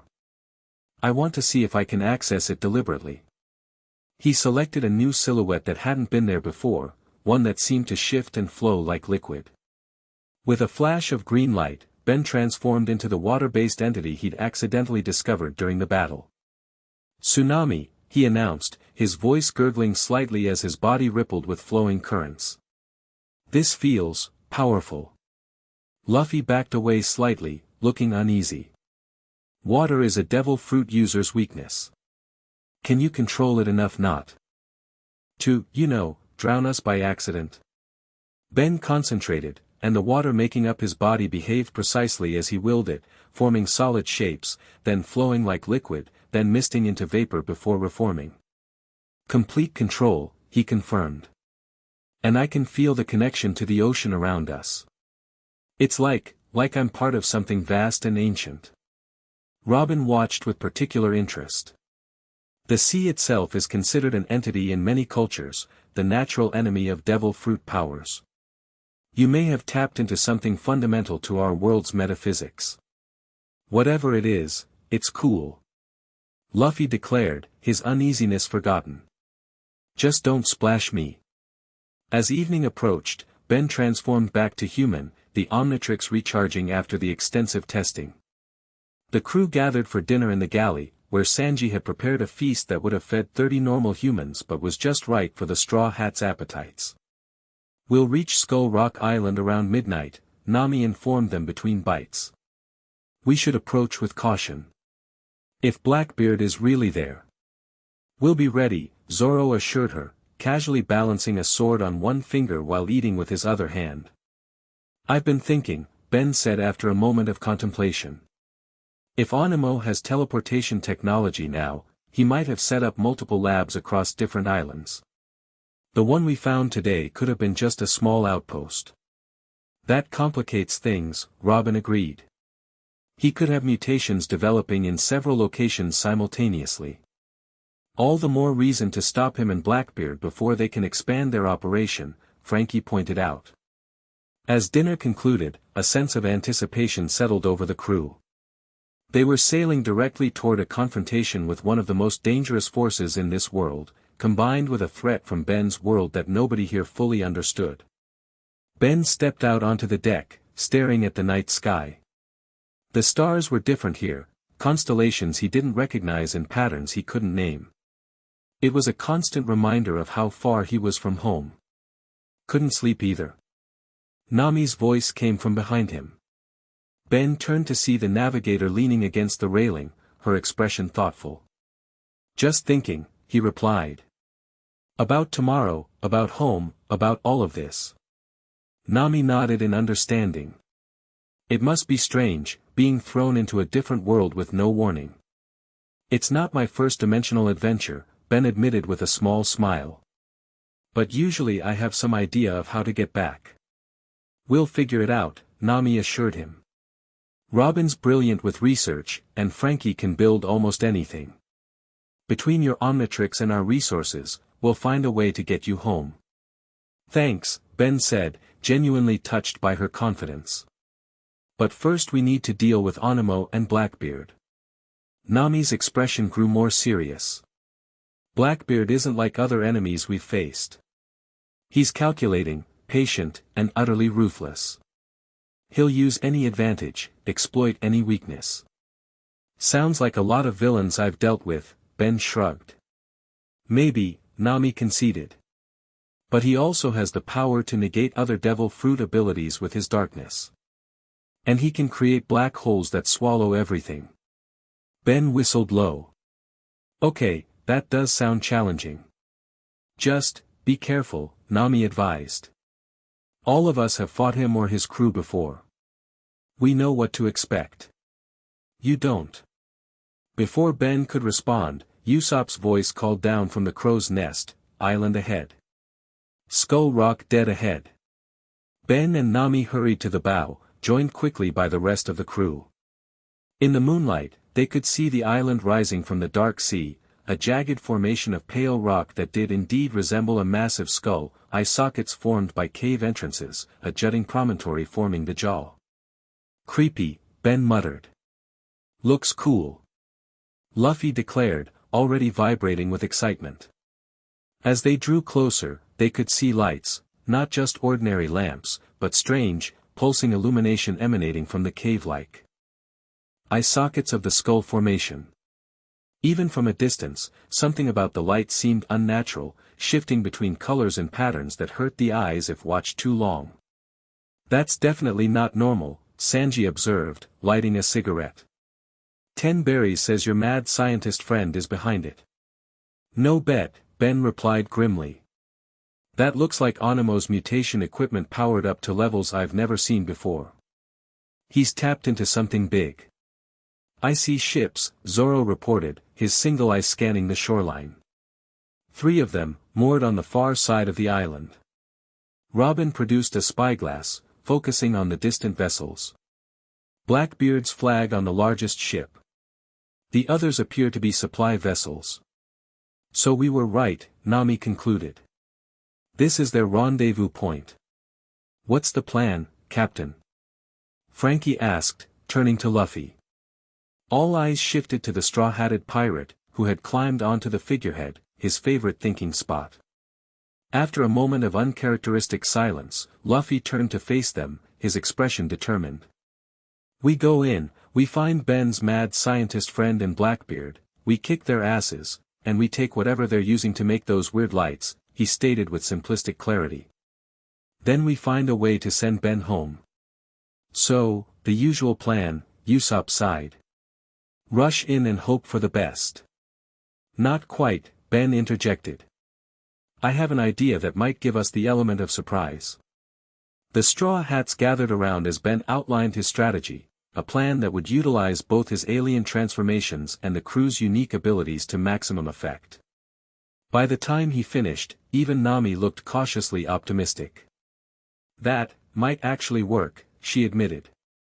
It's a good plan, Zoro agreed, a rare compliment from the stoic swordsman. Then it's settled.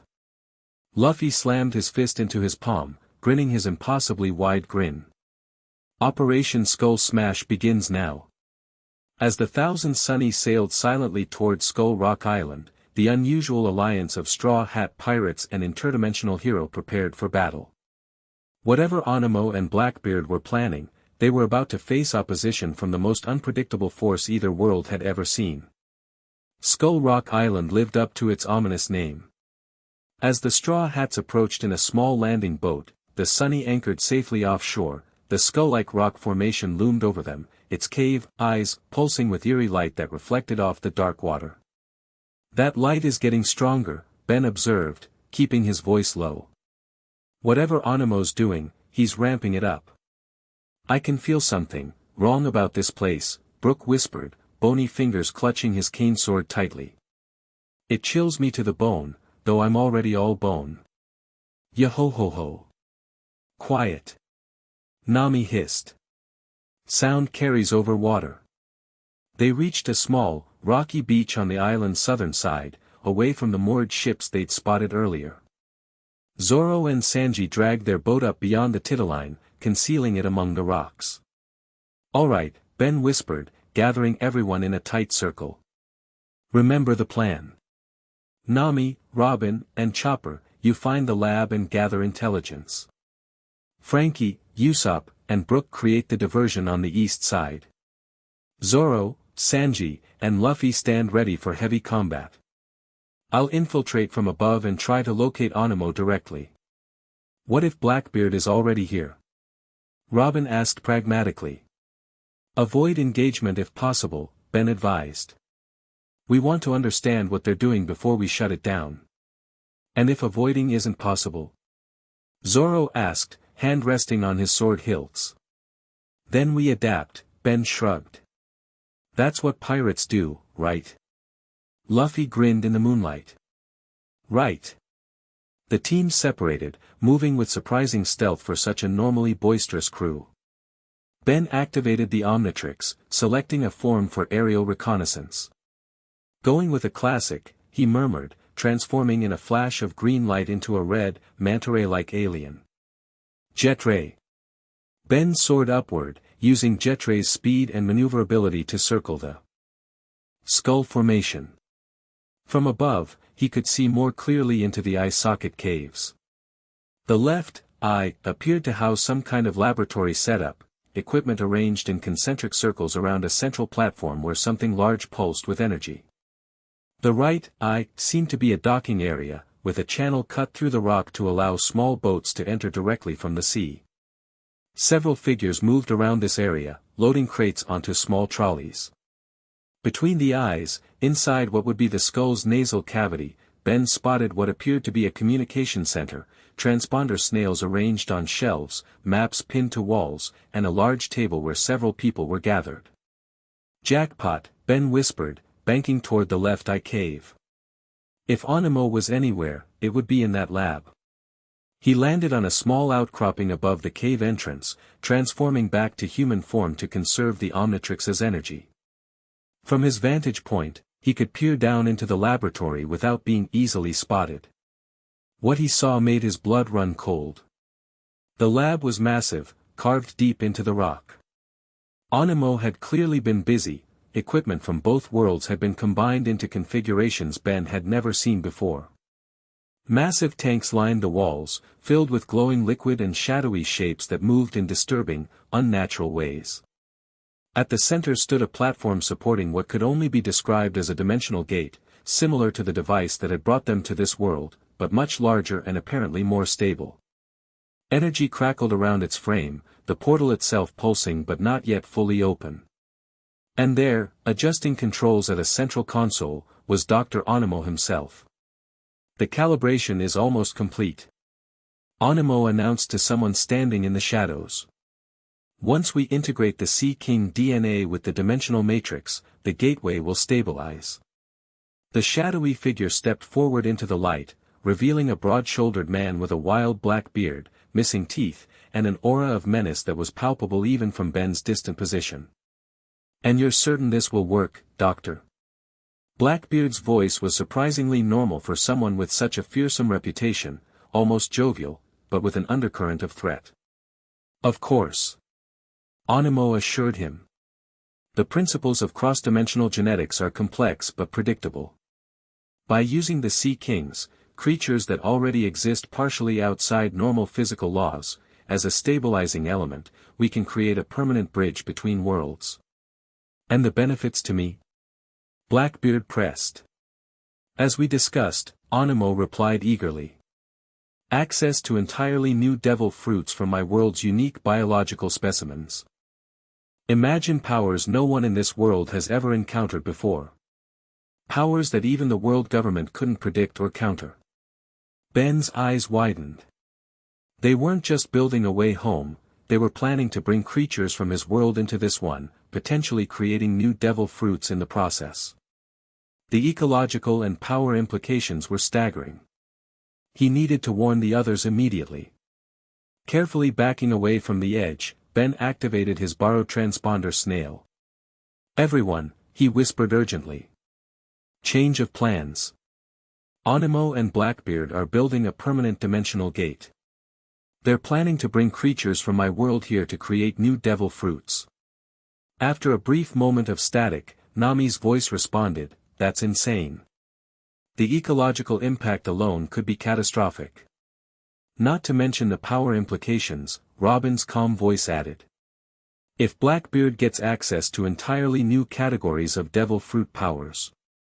We need to shut it down now," Ben decided. "Before they can activate it. Frankie, how soon can you get that diversion going?"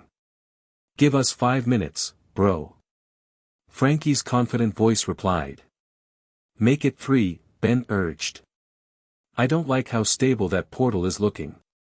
He peered over the edge again, watching as Onimo connected tubes from a large tank, containing what appeared to be a juvenile Sea King suspended in glowing fluid, to the portal device. The creature's body pulsed in sync with the gateway, energy visibly flowing from one to the other. "It's working," Onimo cackled. "The biological interface is accepting the dimensional parameters."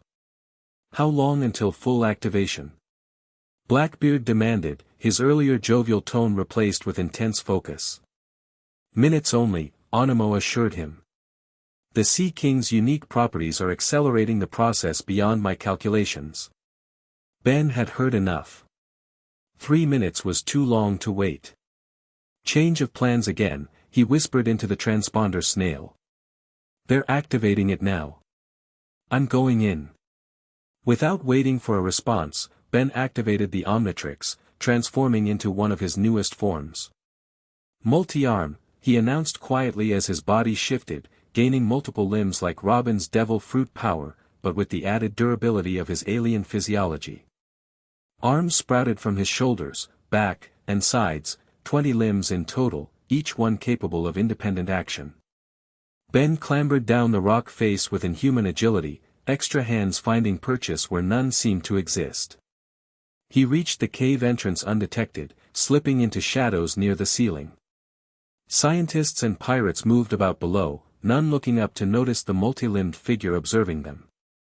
Assessing the situation rapidly, Ben identified the critical components of Onimo's machine. The power source, the control console, and the biological interface connecting the Sea King to the portal. Disrupt any one of these, and the whole system should fail. The biological interface seemed most vulnerable, tubes carrying the Sea King's energy to the portal. Ben began to move into position when a sudden explosion rocked the island. What was that? Blackbeard demanded, head snapping toward the cave entrance. We're under attack, a pirate shouted, rushing into the lab. Marines on the east side of the island. Ben smiled to himself. Not Marines, Frankie, Usopp, and Brook creating their diversion, right on cue. Deal with it. Blackbeard ordered. Nothing interrupts this process, understand? We're too close. As pirates rushed to defend the island, Ben made his move. Dropping from his hiding place, he used his multiple arms to swing across support beams and equipment, making directly for the biological interface. Stop! Onimo shouted, spotting him mid-swing. Tennyson. Sorry to crash the party, Onimo. Ben called out. But interdimensional invasions are where I draw the line. Using his numerous limbs, Ben grabbed the tubes connecting the Sea King tank to the portal, yanking them free in one coordinated motion. Fluid sprayed across the lab as alarms began to blare. No! Onimo screamed. The interface. Without it, the portal will destabilize. The gateway began to flicker, energy crackling dangerously around its frame. The Sea King in the tank thrashed violently, its body glowing with uncontrolled power. You fool! Blackbeard roared, turning toward Ben. Do you have any idea what you've done?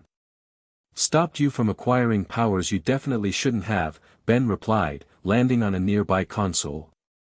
That's kind of my specialty. Blackbeard's expression contorted with rage. I don't know what you are, but you're about to learn why they call me the most dangerous pirate alive. He thrust his hand forward, and darkness, pure, impossible darkness, erupted from his palm. Unlike normal shadows, this darkness seemed to have substance, reaching out like tentacles toward Ben. What the? Ben leapt aside, barely avoiding the darkness, which consumed the console he'd been standing on, crushing it into nothingness. Okay, that's new. The dark fruit, Blackbeard grinned malevolently. The power of gravity itself.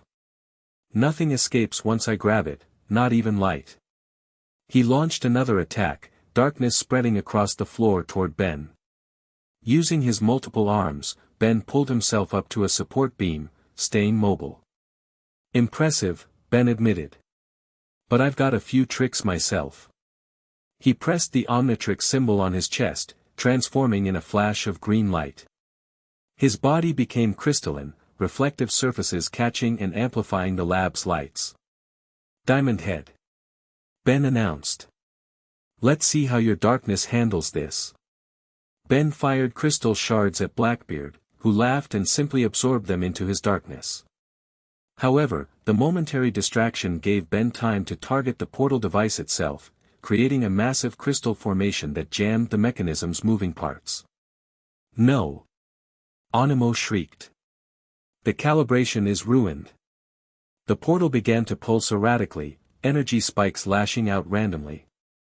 One struck a nearby tank, shattering it and releasing a half-formed sea creature that flopped helplessly on the lab floor. It's going to collapse. Onimo warned, backing away from the increasingly unstable gateway. We need to evacuate. Not until I deal with this interference, Blackbeard growled, charging toward Ben with darkness swirling around both hands. Ben created a crystal shield, but to his shock, the darkness passed through it, striking him directly. It felt like being hit by a black hole, an irresistible pull that threatened to tear him apart at the molecular level. The dark fruit negates other powers, Blackbeard explained with sadistic pleasure. Your little transformations won't save you. Struggling against the crushing gravity, Ben felt his crystal form beginning to crack. The Omnitrix symbol on his chest flickered as if struggling to maintain the transformation. Just when it seemed Blackbeard would triumph, a familiar rubbery arm stretched across the lab, wrapping around Ben and yanking him free of the darkness. Luffy! Ben gasped as he was pulled to safety. Got your back. Luffy grinned, landing beside him in a combat stance.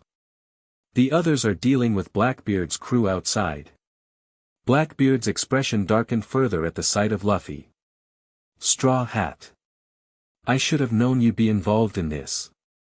Teach. Luffy's normally cheerful demeanor vanished, replaced by cold determination. I've been waiting to see you again. While Luffy faced off against Blackbeard, Ben turned his attention back to the destabilizing portal. Anemo was frantically adjusting controls, trying to prevent a catastrophic failure. Give it up, Anemo. Ben called out, firing crystal projectiles that forced the scientist to duck behind equipment. That portal's toast. You have no idea what you're tampering with, Tennyson. Anemo shouted back. The dimensional energies contained in that gateway could tear this entire island apart if released suddenly. Ben hesitated. If Anemo was telling the truth, and when it came to science, he usually was, then simply destroying the portal might cause more harm than good. Then shut it down properly. Ben demanded. I'm trying. Anemo snarled. But your crystal jam is preventing the emergency protocols from engaging. Behind them, Luffy and Blackbeard clashed in a spectacular display of power. Luffy's rubber limbs, now coated in what looked like shiny black armor, smashed against Blackbeard's darkness with thunderous impact. The entire cave shook with each collision. Ben made a decision. Transforming back to human form briefly, he selected a new alien and slammed down the core. Green light flashed, and where Ben had stood now floated a mechanical being with gears visible beneath translucent green casing. Clockwork. Ben announced, his voice now tinged with a mechanical accent. Let's slow things down a bit. He raised his hands toward the unstable portal, green energy emanating from the key-like protrusion on his head. The energy enveloped the gateway, and suddenly everything around it seemed to move in slow motion, energy discharges creeping outward at a fraction of their previous speed, the destructive process reduced to a crawl. Temporal manipulation. Anemo exclaimed, momentarily forgetting their conflict in scientific curiosity. The Omnitrix has time-based transformations too. It's got a little bit of everything, Ben replied, maintaining his focus on the portal. Now shut it down while I've got it stabilized. Anemo hesitated, clearly calculating his options, before rushing to the controls. Whatever his faults, the mad scientist didn't want to be atomized in a dimensional explosion either. As Anemo worked, more of the Straw Hats burst into the lab. Zoro and Sanji arrived first, followed closely by Robin and Chopper. Ben. Chopper called out, rushing to his side. What's happening? Unstable portal, Ben explained tersely, the strain of maintaining temporal control evident in his voice. If it collapses uncontrolled, boom. I'll help the green guy, Sanji decided, dashing toward Anemo. Don't try anything funny, mad scientist. I'm trying to save all our lives, you imbecile. Anemo snapped back, fingers flying across controls. Zoro surveyed the situation, then moved to assist Luffy, who was still locked in combat with Blackbeard. The Pirate Emperor had proven resilient beyond expectation, absorbing Luffy's attacks while countering with darkness that threatened to swallow everything it touched. Portal stability at 42% and falling. Anemo reported. The biological interface is completely compromised. What do you need to stabilize it? Robin asked pragmatically, joining him at the console. The Sea King connection needs to be re-established, Anemo explained quickly, scientific urgency overriding his usual megalomania. But the specimen is too agitated now. Chopper transformed into his human point form, examining the thrashing Sea King in its damaged tank. It's in pain. The energy extraction harmed it. Can you calm it? Ben asked, his clockwork form beginning to strain under the temporal manipulation. Chopper nodded determinedly. I'll try. As the reindeer doctor worked to soothe the creature, Ben felt his control slipping. Clockwork's temporal powers were effective but enormously draining, especially on something as volatile as a dimensional portal. Hurry, he urged, the key on his head beginning to spin erratically. I can't hold it much longer. Almost there, Animo muttered, rewiring connections with surprising skill. Biological interface reconfiguring to shut down parameters. The lab rocked suddenly as Luffy and Blackbeard's battle intensified. The Pirate Emperor had grown frustrated with the stalemate and unleashed a new power, his hand transforming into a glowing fist that shook the very air. The Tremor Fruit too. Zoro exclaimed, bracing himself against the vibrations. This is bad. What the heck is that? Ben demanded, his concentration nearly broken by the earthquake-like tremors. Whitebeard's power, Robin explained grimly. The power to create vibrations so powerful they can destroy the world. Oh, is that all? Ben replied sarcastically, redoubling his efforts to contain the portal. The situation was deteriorating rapidly. Blackbeard's tremor powers were affecting the entire lab, equipment falling from shelves, cracks spreading across the stone walls. Luffy and Zoro fought valiantly, but each seismic impact made the portal's containment more precarious. We need more time. Animo shouted above the chaos. Time is exactly what we don't have. Ben shouted back, his clockwork form beginning to smoke from overexertion. Just when it seemed the situation couldn't get more dire, the lab's entrance exploded inward. Through the dust and debris strode a tall, imposing figure in a marine uniform. Vice Admiral Klein, Robin identified, her expression grim. The Straw Hat Pirates and Blackbeard Pirates together. Klein observed coldly, surveying the chaotic scene. And some kind of illegal dimensional experiment? This exceeds even my expectations. Not now, Navy. Luffy shouted, still engaged with Blackbeard. We're kind of busy. Klein ignored him, his gaze locking onto Ben's clockwork form. The transformation user. Remarkable. And currently preventing a catastrophic event, if I'm not mistaken. Blackbeard, seeing the new arrival, made a strategic decision. This has become too complicated. Men. We're leaving. He plunged his hand into the air itself, darkness spreading in a disc-like formation. But not empty-handed. Before anyone could react, Blackbeard lunged toward the control console, grabbing a small device that Animo had been protecting throughout the chaos. The dimensional coordinates. Animo cried out in alarm. Blackbeard grinned triumphantly. Our business isn't finished, Doctor. We'll continue this elsewhere. He backed into his darkness portal, which closed behind him with a sound like reality being torn apart. Coward! Luffy shouted after him, but the Pirate Emperor was gone. Vice Admiral Klein assessed the situation with military precision. That portal device is highly unstable. Everyone evacuate immediately. We can't. Ben countered, his clockwork form now visibly deteriorating under the strain. If this collapses uncontrolled, it could take out the entire island. Klein raised an eyebrow, then made a swift decision. Marines, assist with the shutdown procedures. That's an order. To everyone's surprise, the Marine soldiers who had accompanied Klein rushed forward, following Animo's frantic instructions to stabilize the portal. It was a surreal scene, pirates, a hero from another dimension, and Marines working together to prevent disaster. Biological interface stabilized. Chopper announced, having calmed the Sea King enough to re-establish a controlled connection. Power levels dropping to safe parameters, Animo reported, genuine relief in his voice. Dimensional breach closing. Ben felt the temporal strain begin to ease as the portal's chaotic energy subsided. The gateway flickered, then contracted, finally closing with a soft implosion that left nothing but scorched metal and the smell of ozone. As the immediate danger passed, Ben released his temporal field, transforming back to human form and collapsing to his knees in exhaustion. That, he panted, was too close. The lab fell into an awkward silence as the Straw Hats, Animo, and Klein's Marines regarded each other warily, the temporary alliance of necessity already fading. So, Klein broke the silence, would someone care to explain exactly what was happening here? Before anyone could answer, the transponder snail in Luffy's pocket came to life with Nami's frantic voice, "Guys.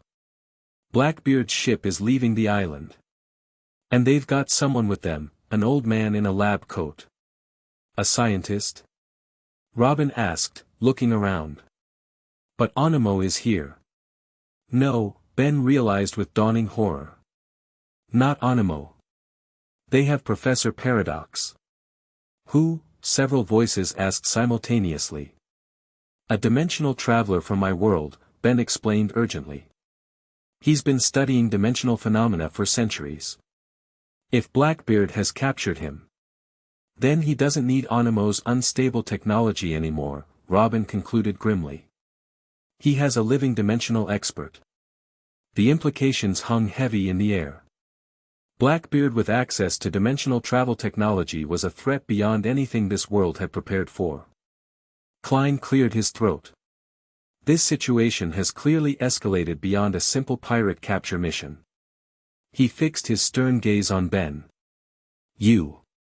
Transformation user. You're coming with me to Marine headquarters. This is now a matter for the fleet admiral." "I don't think so," Luffy stepped between them, his stance protective. "Ben's with us. This isn't negotiable, Straw Hat," Klein replied coldly. "The safety of our entire world may be at stake."